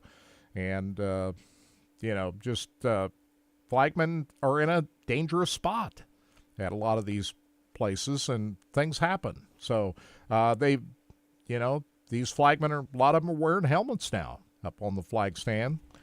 And but still, as a fan, if I'm going to the racetrack, I still like to see that flagman up there in the stand and see the flags waving. Herschel Thomas is a good flagman as well. Down at CMS, he retired. He did. Herschel retired. He did. Yeah. So he did flagged CMS. down at Lakeside too. He did State Fair and Lakeside. Yeah. As well. Yeah, he stepped down. Shout out to Honda Man and Ernie Herrera, both checking in on YouTube. So we appreciate, and Poo Ninja. So we appreciate you guys checking in, guys. We got comments coming. One of them says, "I like the YouTube feed better because he can." I'm sure a lot of people like that because of their phone, And then good information, guys, from the Honda Man is what he said. So appreciate everybody checking in this morning. NHRA drag racing back in action this weekend out of Pomona, California. It's the Winter National. Now, this is really weird. For years and years, we were used to seeing the Winter Nationals in February. But now it's not the first race of the season. The Gator Nationals were a couple of years ago. They have the Winter Nationals this weekend. I don't know. For me, put the Winter Nationals back in February where it belongs. Yep. And if you're having it in late March, we're into spring already, and this is the Winter Nationals. But anyway, they had the Friday night qualifying last night. Billy Torrance, this is the dad, outdid his son Steve Torrance in qualifying last night, and Billy Torrance is going to be running the whole season this year. So that's going to be interesting to see how the championship runs goes down between father and son this year, because both of them have got equal equipment, and who's going to come out on top. And trust me on this, folks, these two guys, they ain't one laying down for the other. This is all real. These guys are out battling each other. So father and son going at it, 1 and 2 in Top Fuel. Daniel Wilkerson, not Tim Wilkerson, he retired. This is son Daniel Wilkerson was the top qualifier in Funny Car last night, and Erica Enders just keeps on moving on. She's going for her 7th championship this year, and she looks like she's well on her way to doing that. She was tops in Pro Stock last night. We'll be watching all that on FS1 and Fox this weekend. Ken says, what irritates me is all the signage and the flag stands blocking the view of the racetrack. Yeah, no one wants to see that. If you're sitting up in the stands, you don't want to see anything. I'd rather have the flagman up there as well. Yeah, me too. Yeah. So you and I agree on something there. How about that? That's the first time that we've agreed on anything in a long time, isn't it, Kurt? Yeah, it doesn't happen often, does it? Nope. Anyway, dirt late model action supposed to happen this weekend. Last night, they got rained out at Atomic Speedway, but they'll try to do it tonight at Brownstown Speedway. We'll watch that on Flow Racing. It's been a while since we've seen high-level dirt late model action, like about 6 weeks, it seems like. Yeah. Or, Speed Weeks down in Florida is the last time we saw these guys. But when they did race, they were racing about every night. And I saw some of the stats here that some of these guys have been out since the beginning of 2024, like 25 times so far. But they've taken the last month or so off. They're back at it tonight at Brownstown. And we will see Tim McCready behind the wheel of the Rocket 1 car for the first time tonight. Hudson O'Neill, I'm not sure. He said he's going to be there. I'm not sure exactly what he's driving. But all of the aftermath of the tire gate and everything that's dominated the news the last couple of weeks, this will be the first time we've seen some high-level racing since all this big news broke. We'll be watching tonight on Flow from Brownstown. And we put up a story this morning, the World of Outlaw late model action. And you have to say now that Bobby Pierce is out of the running for the World of Outlaw title, that Brandon Shepard has stepped up to be maybe the favorite to win that battle this year. He's driving the Longhorn Factory car this year. Would you say Brandon Shepard would probably be the favorite to win the World of Outlaws now? I would agree with you on that one, Kirk. I would think that the Lucas Oil Late Model Dirt Series at Brownstown tonight, that's going to be some great action as well. Yeah, looking forward to that. Also posted up a story, Billy Rock sent us a story about Chris Simpson, who is looking to get off to a big start in the MLRA. And, that action is just about ready to get underway here within the next couple of weeks or so. So we'll be keeping an eye on that. And tonight, Kirk, they're also going to be running the 2024 ARCA East at Five Flags Speedway tonight at Five Flags Speedway. That's a big pavement show down there tonight. Yeah. I think the Stars Series, but anyway, it's going to include all the big heavy hitters. What about the 24 NASCAR Weekly Racing Series at Hickory Motor Speedway? How about that? You ever been to Hickory? I've never been there. I haven't seen a race there. I drove in there one time. He always says that. He always says, I've been to the racetrack, but I've never seen a race there. Well, and this includes these tracks down in North Carolina, where I was down there on a vacation many, many years ago, and I couldn't get it. It was during March, and racing hadn't kicked off yet, but I wanted to see what these tracks looked like Bowman Gray Stadium and Hickory and some of those places down there. So that's why I didn't see a race there. But anyway, getting back to the MLRA late model action, I was just going to say the season opens at Tri-City Speedway April 5th and 6th. The following weekend, they're going to be at Lucas Oil Speedway April 12th and 13th. As I'm rattling this off for the MLRA, I'm still thinking about the Merman, Lloyd Collins, and, maybe he can find his way over to Lucas Oil Speedway. That'd be great. That would be awesome if he could do it. So, anyway. It's not far from his house. Yeah. Right? Down in his neighborhood. So, It's so funny that he moved from Wyandotte County down to out in the country. Yeah. I just can't believe Makes that. Sense to me. Taxes a lot cheaper down there, too, I'll bet. Well, I would never move out in the country because that would be too far away from my grandson. My grandson and I have bonded here a little bit lately. Well, you could still find a place out on the farm close to Kansas City, could you not? Because you're not a country guy anyway. I'm not a country. We got this great studio in here. Why would why would I get rid of it? I like this studio you're in. I know. Now, so. Mm-hmm. So you want to hear one of these interviews? Yeah, let's do it. Let's play Zach Chappell. Zach Chappell is a great guy. Awesome guy. A great friend of the Racing Boys as well. He's one of the early champions of the ASCS, was he not? Multi-time champion. He was the youngest driver to ever win an ASCS national championship at the age of 19. Right. And he's also the first Jesse Hockett Daniel McMillan Memorial winner. It wasn't at Lucas Oil Speedway. It was at Lake Ozark Speedway in 2010. So he's on if you look at the list of the Jesse Hockett Daniel McMillan Memorial winners, he's the first winner of that event. Zach Chappell joined us on Mostly Motorsports earlier this week after his big Oil Capital Racing Series win last weekend at Creek County Speedway. And here's a little bit of our conversation with Zach Chappell. I'm pretty thrilled for your victory here with the OCRS on the opening night. How about that? Yeah, it was really good. We had a solid car. It turns out what we worked all winter for is, kind of paying off for us here in the early going. So, got to be stoked about that for a whole year. Hey, listen, are you a little disappointed that there's not anybody filming those races this year? Yeah, sponsor-wise, a TV, being on TV or the internet is the best thing. When we found found out we were losing that, it made it hard, to talk to your sponsors, because without those guys, we couldn't be doing this. Right.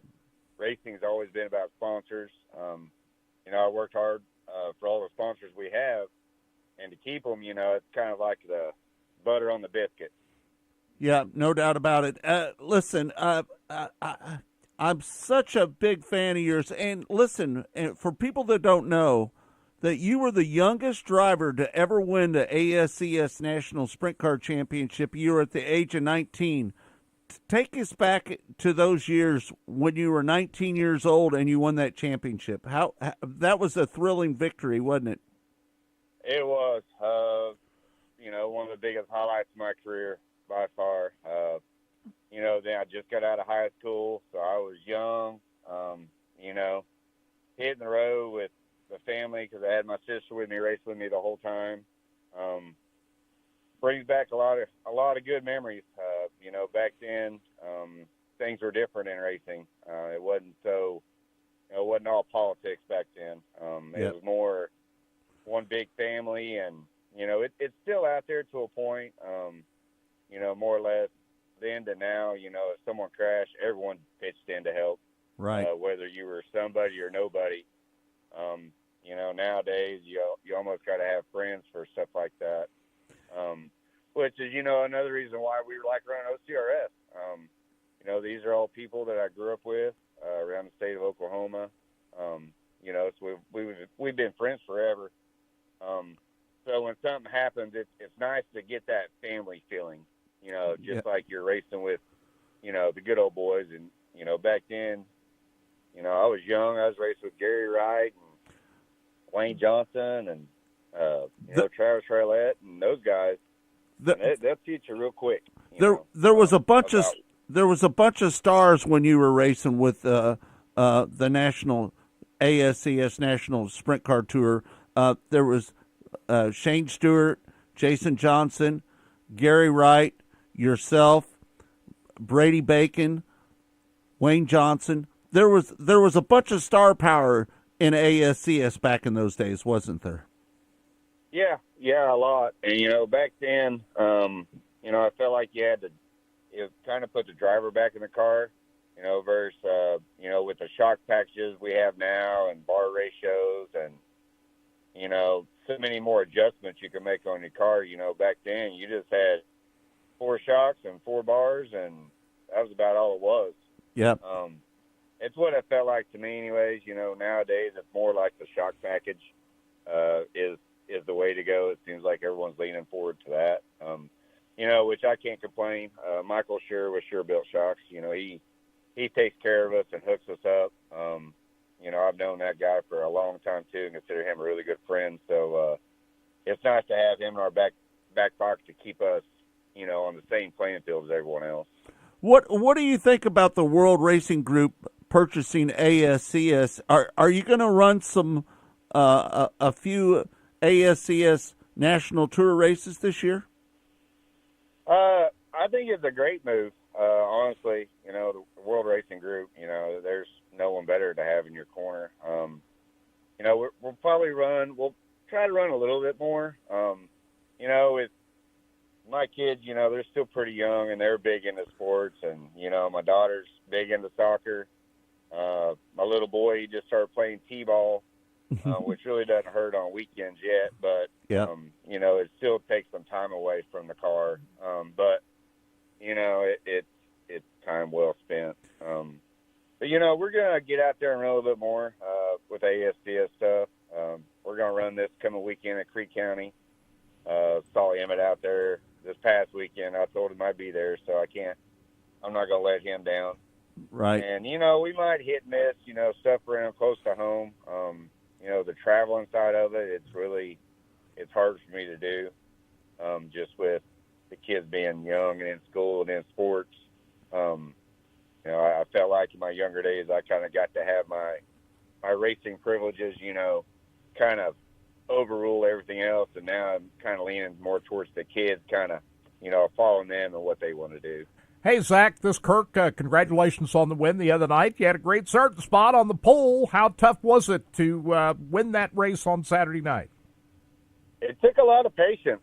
You know, we had our first start, and I got a good jump on the first start, and then it got called back.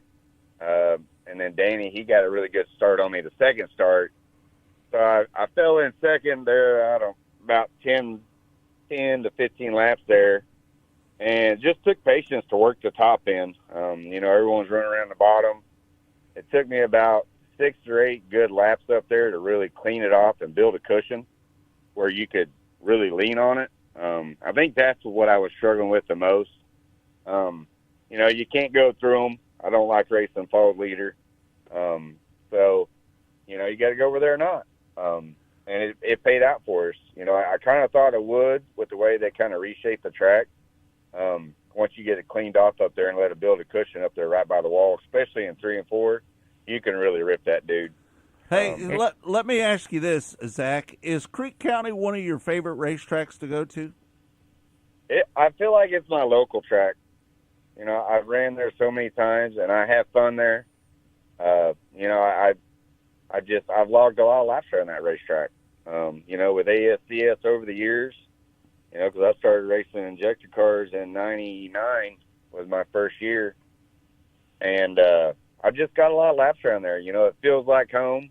You know, it's like I said, it's everyone I grew up with, because once they shut down Tulsa Speedway, they're on 66th Street North. You know, everybody went to Creek County because that was the only track we had to go race at around in this area.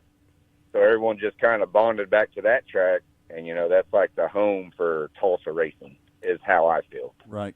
Andrew Deals had some great runs at that racetrack. I think he won the Ironman last year. How close was he to you at the end? He was. We were all three. I mean, right there at the end, I think I stretched him a little bit. You know, once we got away from lap traffic, you know, there for a good solid 6-7 laps, we had a 3-wide race for first place. You know, had Danny kind of in the middle, and then I was on the top, and Andrew was on the bottom, and we kept just sliding and crisping and crossing. You know, actually, we were just kind of the lucky ones to get out of it with a couple lucky slide jobs getting into turn 3. Kind of paved the way for us where we could get a little breathing room. You know, once you get out front, you don't ever want to slow down because you just, you know, I always feel they're right there. So it almost puts more pressure on you. But, you know, the car held out. Andrew, yeah, he's awesome around Creek County. He can turn some solid laps. You know, once he got around me about halfway or a little over halfway, I got a little worried. And then he kind of slipped in 3 and 4, and then I got around him in 1 and 2 again. So, you know, it's good racing. You know, friends I grew up with, you know, would do anything for anybody out there. It was a blast. You know, it's one of the best tracks I've seen in a while. Had a top, had a bottom. You could run the middle if your car was good. You could throw sliders. You could chop it. I mean, you could race. You could pretty much do anything you wanted to out there. We've seen enough of these Oil Capital Racing Series events. They're very competitive out there. Just kind of talk about the rules package for those that are not familiar, how that differs from 360 and 305s and all the other sprint car racing, and what the Oil Capital Racing Series has to offer. I mean, it's a pretty good product out there. It really is. You know, it's pretty much the same car. We got a 1,500-pound weight rule. You know, this year they opened up the bleeders back for us. Last couple of years we weren't allowed to run bleeders. They gave us those back this year. And, you know, it's pretty much the exact same car as my injected car. You can't run a wing slider, you know. They gave us the big wing 3 or 4 years ago. We used to run really small wings, which I remember pretty much, I loved the small wings myself. You know, I understand the other side of it where it made it efficient, where they didn't have to build 2 different sizes of wings to cater for one racing group. I did feel like it made the racing a little bit more competitive then, because, you know, it kind of put the driver back in the seat. But, you know, that's going to go with every series. You know, now that everyone's kind of got used to the big wing being on top, it locks the car down real hard. So you're almost trying to free your car up to build momentum versus get it tight and motor out of it, if that makes sense. Yeah. You know, when we used to do the broadcast for the OCRS, we always had really good numbers with the OCRS because that series, there's a lot of people that really enjoy it, don't they? Yeah, we all do, even the drivers. You know, it's just there's not a lot of complaining. You know, the rules are the rules. You know, Tim Kent, you know, he purchased OCRS this year, and I grew up racing with Tim, you know, here at home. You know, we're all just a family. I mean, you know, if we got a problem or something, we'll go say something to one another. But, you know, kind of like one of those things, you know, you talk about in the heat of the moment, and then an hour later you're drinking beer with each other. Right. You know, talking about the old times. You know, it's just you get off your chest and you move on. You know, everyone races clean with each other. You know, we really don't. We're not there to tear a lot of stuff up. You know, everyone that's out here racing, you know, we're all weekend warriors. You know, we all have jobs throughout the week, and we race on weekends, and we don't have a lot of free time throughout the week to be working on the car all night long. Yep. You know, everyone has kids. You know, I think I'm pretty much one of the older ones out there nowadays. Run the OCRS deal. It kind of switched up on me there real quick, but wouldn't change it. You're kind of the old man of the series, right? That's what I'm starting to feel like. Yeah. You know, it doesn't bother me. You know, I just reflect back to the days when I was young, and I'd go up to Gary Wright or someone I really looked up to and would ask for, you know, information or, you know, tell me what I'm doing wrong. You know, I've got guys coming up and asking me stuff like that, which, you know, I love it. You know, I like watching people progress and get better in the sport, because, you know, one of these days, you know, we're gonna move on and retire, and someone else needs to take over because I don't want to see racing. I don't want to see it going anywhere.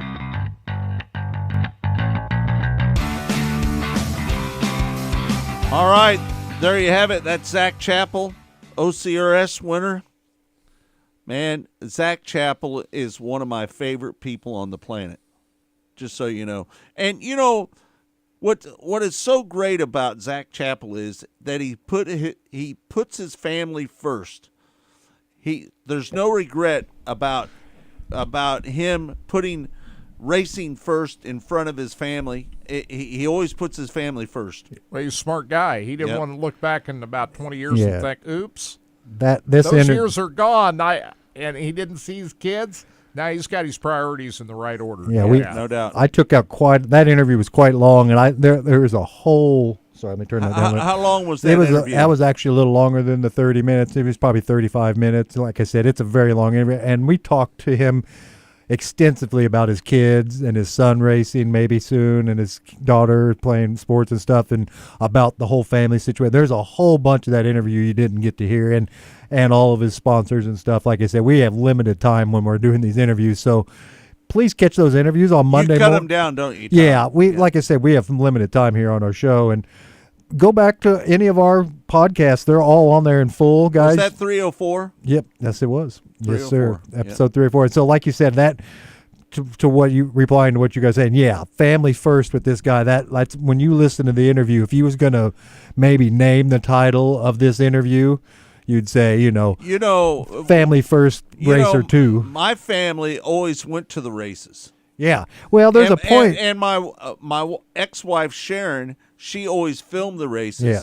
And my kids grew up at the racetrack. It's a little different though now, because what's happened is there's more sports available for kids right out of, there's so many places. So like you said, he's got kids don't want to go to the racetrack every week. They want to be doing stuff, and I get it. Right. And and so like you said, family comes first, and your hobby and career.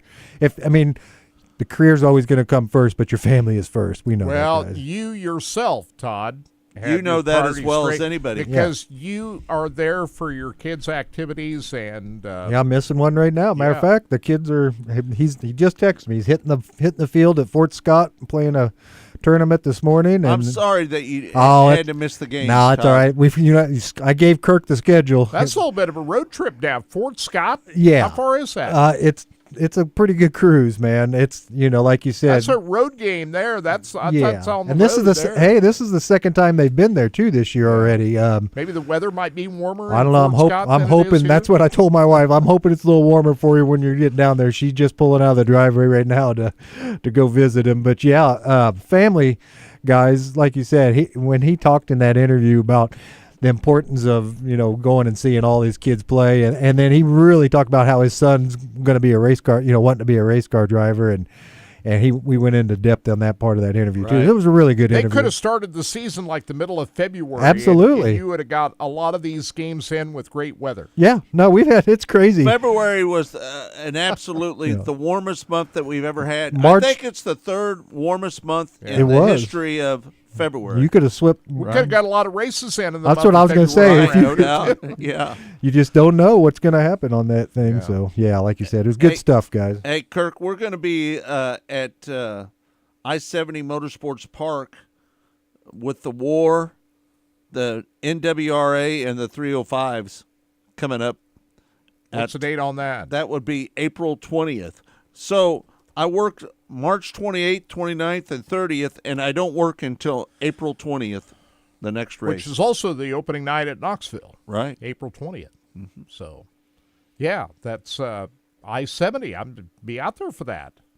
That's close to the house. That's going to be a good race. Yeah. Out there. You got a lot of great divisions out there. NWRA is absolutely one of the non-wing sprints at I-70. Yeah. Hang on to your hat. Oh, hang on. They had I was out there for the MWRA race last year. Pretty good show. Yeah. Opening night scheduled for I-35 Speedway has been postponed. It has been? It'll be next Saturday, March 30th. Why is that, Kurt? Weather. Not good weather tonight. Cold. It's going to be too cold tonight? We're only at 33 degrees right now. It's supposed to get some rain, too. Well, that's the thing. The rain is supposed to have already been here. They're off by about 8 hours. Right. So I've got lawn guys. So it's supposed to rain tonight? Today and tonight and tomorrow. We're supposed to have really good chances. I've got lawn guys in my house right now cutting in my thatching my yard because they saw a window, so they're coming over and getting that, throwing some seed down because, like you said, the rain is coming. So I can see why they canceled it. The big reason they gave for postponing I-35 tonight is cold temperatures. Yeah, it's chilly. It's only 33 degrees right now outside. Is it really? Yeah, I mean it's sunny, but it's 33. If that wind picks up, it's going to be way too cold. Yeah, if tonight. that wind picks up, it's just not fun for a practice or an opening night. I definitely can see why you would pull the plug on that. So they canceled tonight. What do I do on a weekend like this? I'm watching March Madness. Kirk's got his eyes on. Kirk, hey, that's what I'm. I've watched more basketball this week. Did your team win the other night? They did. Both the men and the ladies for Iowa State are still alive. You've been down there watching wrestling for the last couple days. I've been a big wrestling fan this weekend. I've been down to a couple sessions of the NCAA. Your team's pretty good. Championships down there. Well, not as good as Penn State. For those of you Penn State listeners. This morning out in Penn State, the Nittany Lions have done it again. And you got our old coach there. And he's won his 11th championship in the last 13 Why did you lose years. your coach to Penn State? I guess he thought he could win more at Penn State. And you know what? He has. He has won. This is the second time we've lost a guy that's created a dynasty somewhere else. Dan Gable did it at Iowa. He won 15 titles, and now Cale Sanderson with his Nittany Lions of Penn State have won 11. Right. And they got 6 guys in the finals. What do they got? 4 guys in the finals tonight?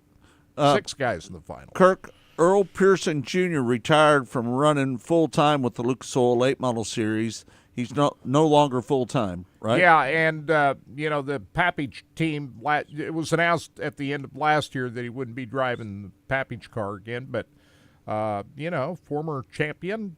Yeah, I think he won the first, 4 championships for the Lucas Oil Late Model Series? Right. And had the Lucas Oil sponsorship for a lot of years. Earl Pearson Jr., one of the great dirt late model drivers. But you kind of knew that when the Papich deal ended last year, he was going to try to keep it going. But right. I don't think anybody is surprised that he's going part-time. Yeah, EPJ is backing away from the full-time running aspect. full-time. Yeah. Yep. All right, Kirk. We had a chance to visit with Connor Wade. Connor Wade is the pit reporter for the World of Outlaws, and he does a great job. I think he's doing a fantastic job. How about you? Doing great. Yeah, I think he's doing a great job. We'll also have, Chase Rodman, the former World of Outlaw pit reporter. He's the voice now of the High Limit series. When the High Limit gets back going again, we'll also have him as part of our show every as week. Well.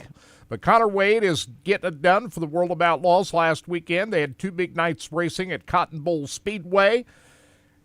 And here he is to talk about what happened last weekend. Connor Wade from Mostly Motorsports on Monday.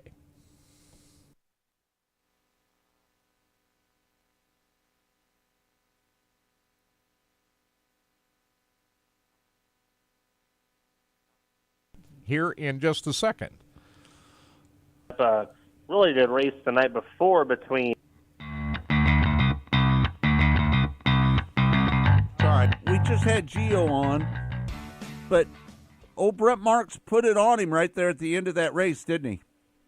Man, that was a fun battle. Watching those two slide each other, backed up a really good race the night before between Brent and Sheldon and Macedo, and they were in traffic. I think what we saw both nights was if you could get through the lap traffic quickly and get by those guys, that's what won Brent the race on the first night, and that's what won Gio the race on the second night. And then that last restart, they're coming to the green-white checker. Gio got a really, really good start on, too. So good battle. I didn't know what was going to happen as it came down to the wire, but good to see Gio get a win. There's a lot of guys that could win this championship. We're talking about Gio, David Gravel, Donnie Schatz, Logan Schuchart, Carson Macedo, Sheldon Hodenshield. I think there's a lot of guys, and it's early in the season. We only have 7 races in the books, but there's a lot of races to go. Who do you feel like has the best opportunity to win the championship? I don't know. It's hard to say for sure at this point in the year, and you've seen it every year. In the past, guys will start out really good. They'll have a really good first couple months, and then they get into the dog days of summer and struggle, and then feel like the season kind of goes in phases. You've got the February through April where you're hoping it doesn't rain out, and you're just trying to get comfortable with everything to get the season going. Then you have the summer months, and then you have Knoxville and post-Knoxville. So it's way, way too early to tell, but I think that right now the top 4, only 34 points separating the top 4, I think those are the guys that are definitely on pace to be in contention for it. Obviously Gravel and Donnie have been good. Of course, Gio's been good. And Schuchart probably hasn't been as flashy as the other 3. He hasn't gotten into victory lane yet, but he's kind of quietly put together, 3 top 5s and 6 top 10s. And I think part of the reason why I say Logan hasn't been as flashy as the other 3, he's kind of struggled in qualifying and has had to start deeper in races and climb back up to the field. So I really think right now it's those 4 that if they keep up their consistency are going to be good enough to potentially win a championship at the end of the year. I think we need to see a little more consistency out of Macedo, Hodenshield, Kofoid, those guys. Obviously Macedo had a rough night on night 2 at Cotton Bowl and lost the lead there in the closing stages on night 1. Still had a good second-place run, though, and we know the struggles he had at Volusia. So wasn't a great weekend for Sheldon either. Kind of fell back there towards the end of the first night, and I don't remember what he ended up the second night. But I think those guys need to work on consistency right now if they're going to get into the championship picture. The first thing that Gio said when he got out of the car, he was worried about his brother Dominic, wasn't he? Yeah, he was. It's cool to see them two get to race each other, and Dominic was fine. I talked to him, seen him on the back stretch while they were towing his car away after the wreck, and what he actually told me was, man, I got into the wall there, and I just couldn't ride it as good as Gio did last night. So Dominic couldn't quite pull off what Gio did the night before to save it. But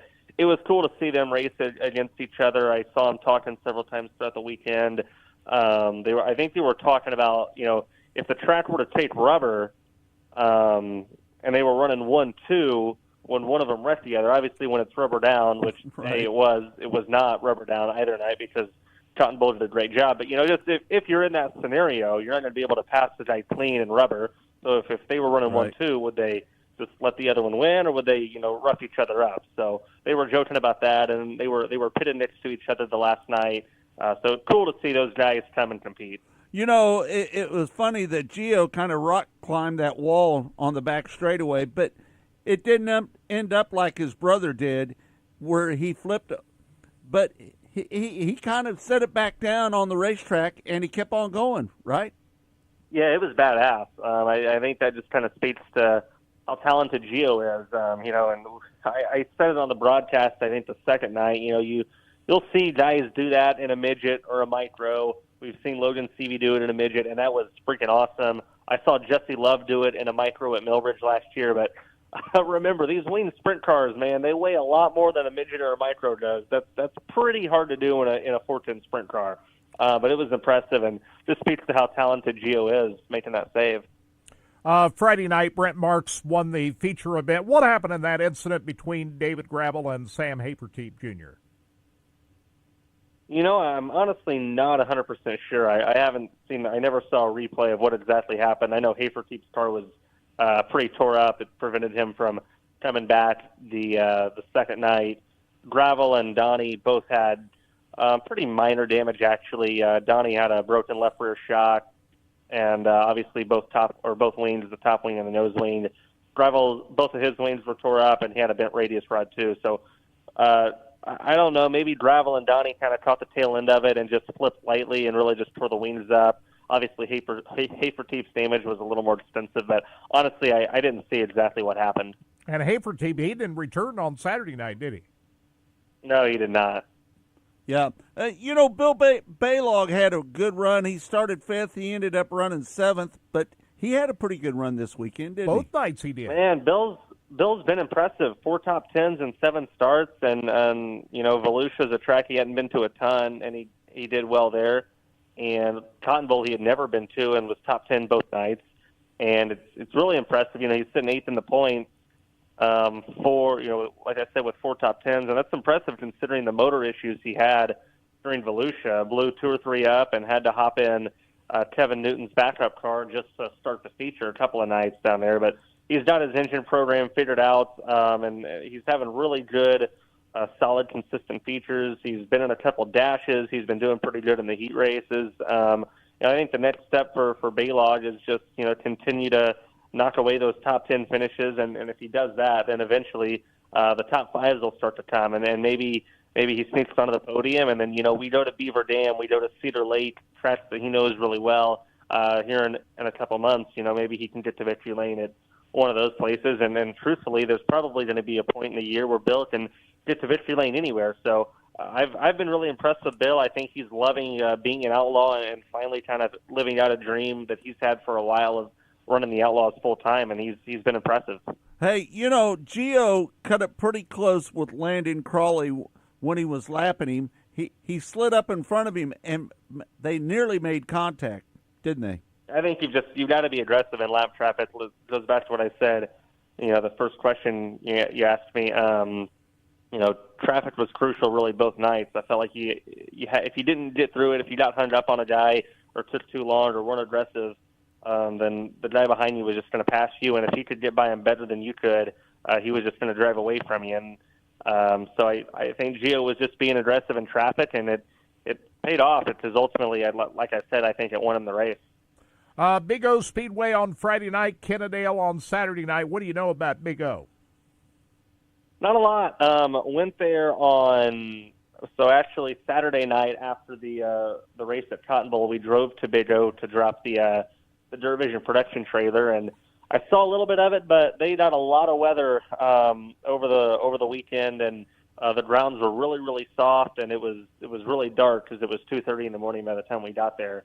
So I've been on the property, but I haven't seen much of it other than a lot of mud. So we'll see. No, I was watching some YouTube videos actually earlier this morning, and it looks much bigger than Cotton Bowl and much bigger than Tyndale, where we're going to be at on Saturday. So I think it'll be pretty high speed. It looks like it's got long straightaways and some decently banked corners too. So it should be fun to watch. I know that they haven't really had a lot of sprint car races there, so I don't think there's really a lot to go off of or anything to expect. But we'll get to find out, and we'll get to hopefully introduce and make some new 410 sprint car fans and new World of Outlaw fans in the area. Yeah, no doubt. It's kind of sad that Lawton, their press box burned up, and they're going back to Cannondale.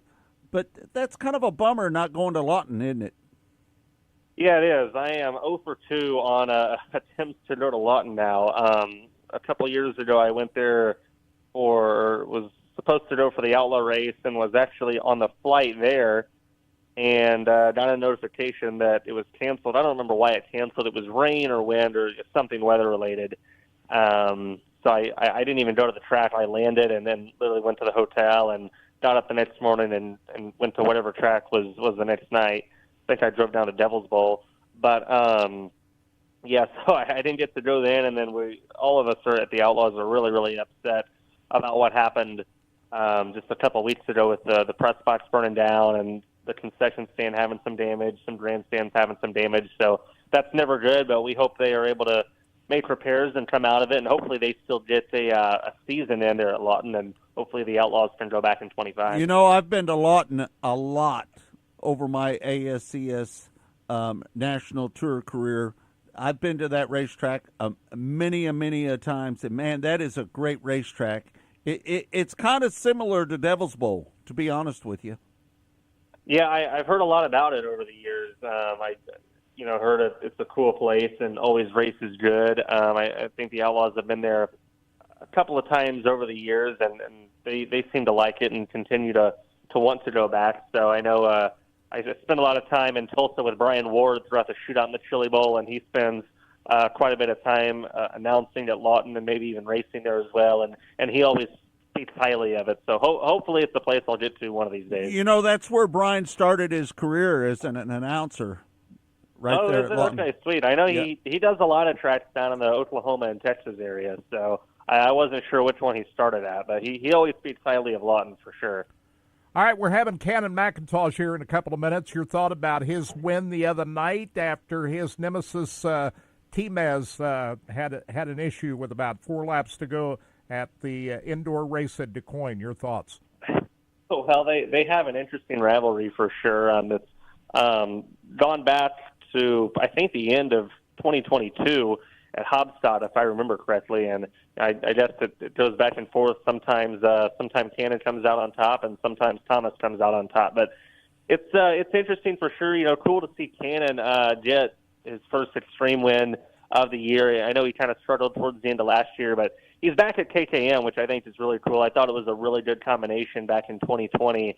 Cannon got his first POWRi National Midget win and had a really good year running for Keith. And, it's uncharacteristic of midget drivers go to KKM, leave, go somewhere else, and then come back. We haven't seen really anybody do that for a full national midget slate, except maybe Tanner Thorson might have done it. Tanner came back and ran a decent amount of races after having previously left KKM, but I think it's a great combination. I think it's a good opportunity, with Jade kind of moving on and doing some other stuff this year, not going to be in midgets full time. Reimer's moving on too. I think it's a good opportunity for Cannon to kind of step back into KKM. Obviously, Buddy's not really in midgets anymore, so it's a good opportunity for Cannon to step up and be the leader, which I think he can be. He was a good leader just for his own team at Dave McDulby previously. So congrats to Cannon, and I think he and Keith will have a good year together. There you have it. That's Connor Wade, the pit reporter for the World of Outlaws. And, man, he's going to be on every week with us. And we're also going to have Chase Rodman on as well. He's going to be from the High Limit Series. Yep, we'll have them both on. So we're just going to cover all this sprint car racing. Yeah, I've decided, Scott, I'm not going to get in the middle of politics and who's better than the other and those guys versus our guys or anything like that. I'm just not going to go there. I'm a sprint car fan. I want to see great sprint car racing, and that's the end of that. Hey, Kirk, the only thing that I worry about is car count. That you just touched on it right there. When you have 2 national sprint car touring series, You the just big worry question about the I car have count. Is if you're a race fan, you pay good money to go in to watch these races, you don't want to see just 19 or 20 cars show up. Right. And They that's only a had concern of mine. They only had 19 cars at Volusia? Yeah, but I think a lot of that had to do with It was bike week. It was bike week. It was far apart from speed weeks, and all the teams had moved Right. on to other parts of the country. So I wouldn't really use that as an example of car counts. But where I'm going to be watching very closely is when the World of Outlaws and the High Limit are up against each other on the same weekend, who goes where and how many cars show up. Right. And it is a concern, and you agree with me on that. I just want the race fan who spends a lot of money to go see these races feel like they've walked away satisfied that they've seen the best of the best. Right. And when you've got High Limit racing one event in one part of the country and the World of Outlaws in the other, I think we still have plenty of good race teams out there to choose from. But if we get into the position to Where there's only 20 both- cars showing up. Right. But on the other side of it, if we get into the position where both series draw a good quality cars for both series, I'm okay with it. Yep. So, But we'll see how it I'm goes. worried about it on the same weekend. Yeah. As you alluded to. Right. Right. So we'll see how it goes. Hey, and, Kirk. but Scott, I'm not taking sides on this thing. I just want to see good racing. That's Right. all I'm looking for. I-35 is canceled tonight, right? They are postponed the season opener to next Saturday, March 30th. Cold weather, cold temperatures. they Cold put out temperatures. there. So, Yep. I'm going to stay indoors. I'm going to watch a lot of hoops action and wrestling. That's Hey, what I'm doing. Kirk, this week. the King of America is the number 13 is going to be on April 4th through the 6th, right? 4th through the 6th. Remember, Right. they tried to host that event here back the first weekend in March, but weather didn't cooperate. So Right. the second date that they put on there was April 6th. 4th through the 6th. 4th through the 6th. Right. So that's when one of the big dirt modified racing and our good buddies Trent and Stick and Racing Dirt will be all over that. Right. No doubt about it.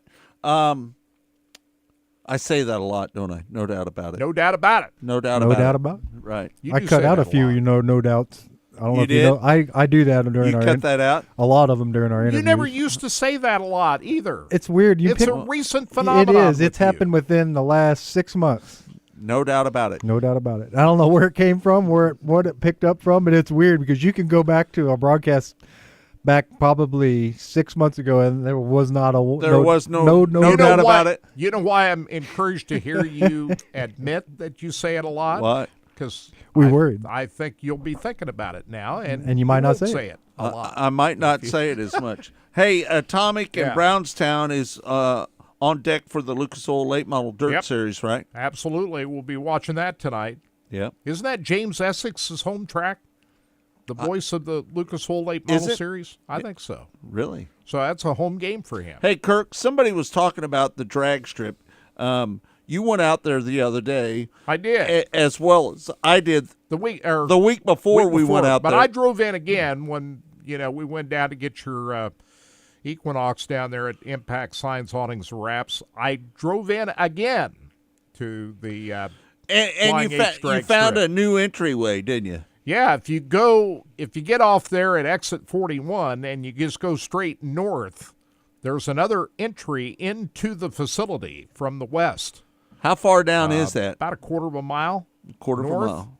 And you can come in from the west. Now they purchased the additional ground, Chris Payne and those with the I-70. They've been Motorsport buying Park. property all around Right. there.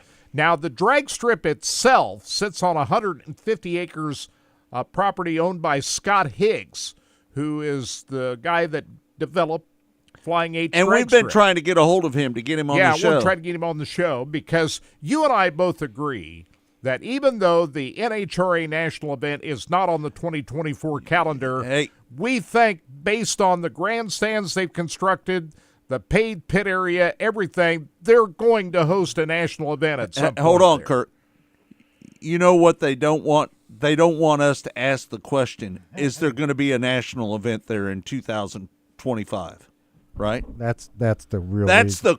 the question they don't want to answer. Well, I can understand why they do not want to answer that until question. They have that locked right? down. You don't want to be talking to media. But about at the same time, we remember the press release the NHRA put out in late July saying that the event was moving from Heartland Motorsports Park to I-70. Did it say that? Year. It said that in the press release. We put it out that Kansas City is an important market for us, and next year the NHRA national event will be at Flying H Drag Strip. They said that. This was before the final event at Heartland Motorsports Park. Hey, Kirk, listen, that is a top-class facility. We went out there and checked it out the other day, and that is a concrete drag strip all the way through. And the runoff area, long runoff too, yeah. The long runoff area is. Now you can't tell me that they ain't thinking it. They're going to put nitro cars down that track. I'm convinced of it. You're going to believe that, right? I believe it, right? But if you look at that paved pit area that they put in there, that's plenty big enough for a pro pit, in my mind. And they built a large grandstand already on the left side of the racetrack.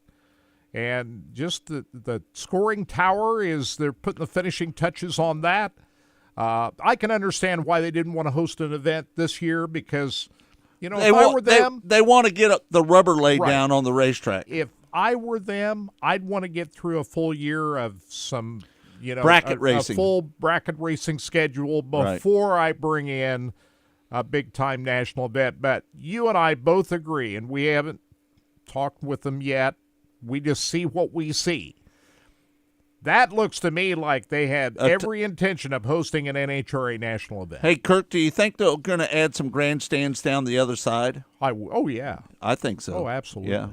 They need to. Yeah. But it was interesting to see the road in behind the grandstand that leads you to the staging lanes, coming from the pit area. We drove right down that road. And it's all paved back there now. And everything is paved. Right. And, good staging area for the good staging area. NHRA guys, right? And that looks plenty big enough to host a national event to me. Yeah. So we'll see what happens. But anyway, we're going to try to effort to get Scott Higgs on the show to talk about it. There may be a lot of things he can't answer right now. Hey, Kirk, Mark said don't tell the secret way in or out, Kirk. Too late. It's too late. It's too late now. Too late now. But you bet if you're gonna bring in 20,000 people, you have to have more than just one way to get in and out of there. Get in and out of there. The old way of that we always used to know of getting in and out of that place. It's not like it used to be. No. Back in the day, the pit gate used to be the main way into the racetrack. That was the only way in. That was the only way into the racetrack. Yeah. Now you've got the pit road. You've got another paved road, and that road that leads in. That's all a paved road. That's all asphalt road leading into the facility now. Did you know that? No, I didn't know that.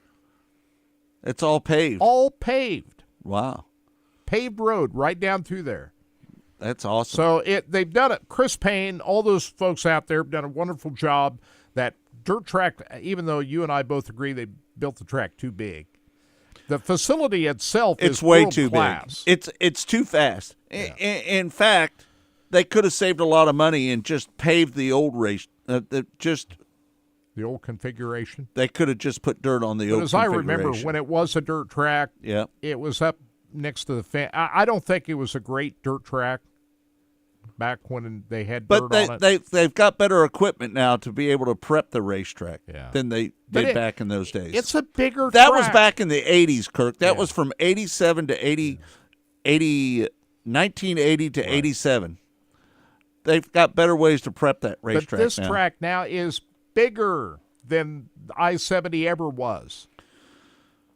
And you know what? How big that track is? Walk through the infield, and you can see for yourself how big. You don't really see how big the track is from the stands as much as you do walking in the infield. It's and a you little can see how massive that track is. It's a little too fast. isn't it? Yeah. It's hard to get up next to somebody. Well, when you're standing down on the front stretch and you look to the back straightaway, that's a long way away to the back stretch. Yeah, no doubt. So the infield is massive, and in my mind, I-70 is a bigger racetrack than the old paved track used to be. Yep. All right, thanks everybody for tuning in to Track Talk here on RBN, the Racing Boys Broadcasting Network, and Sports Radio 810 WHB as well. We can't thank you enough. Todd Surprise doing a great job as he does each and every week here on RBN, the Racing Boys Broadcasting Network. For Kirk Elliott, I'm Scott Traylor saying thanks for joining us. We'll see you next week right here on Track Talk.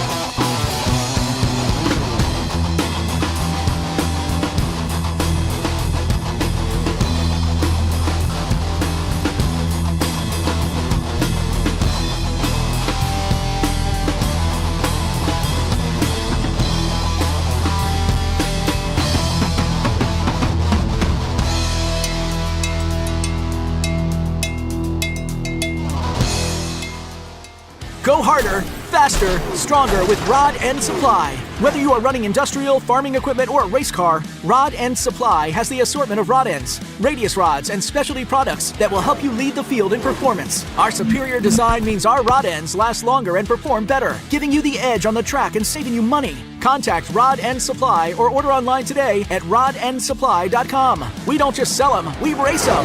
rodendsupply.com. Serving the racing community for over 30 years.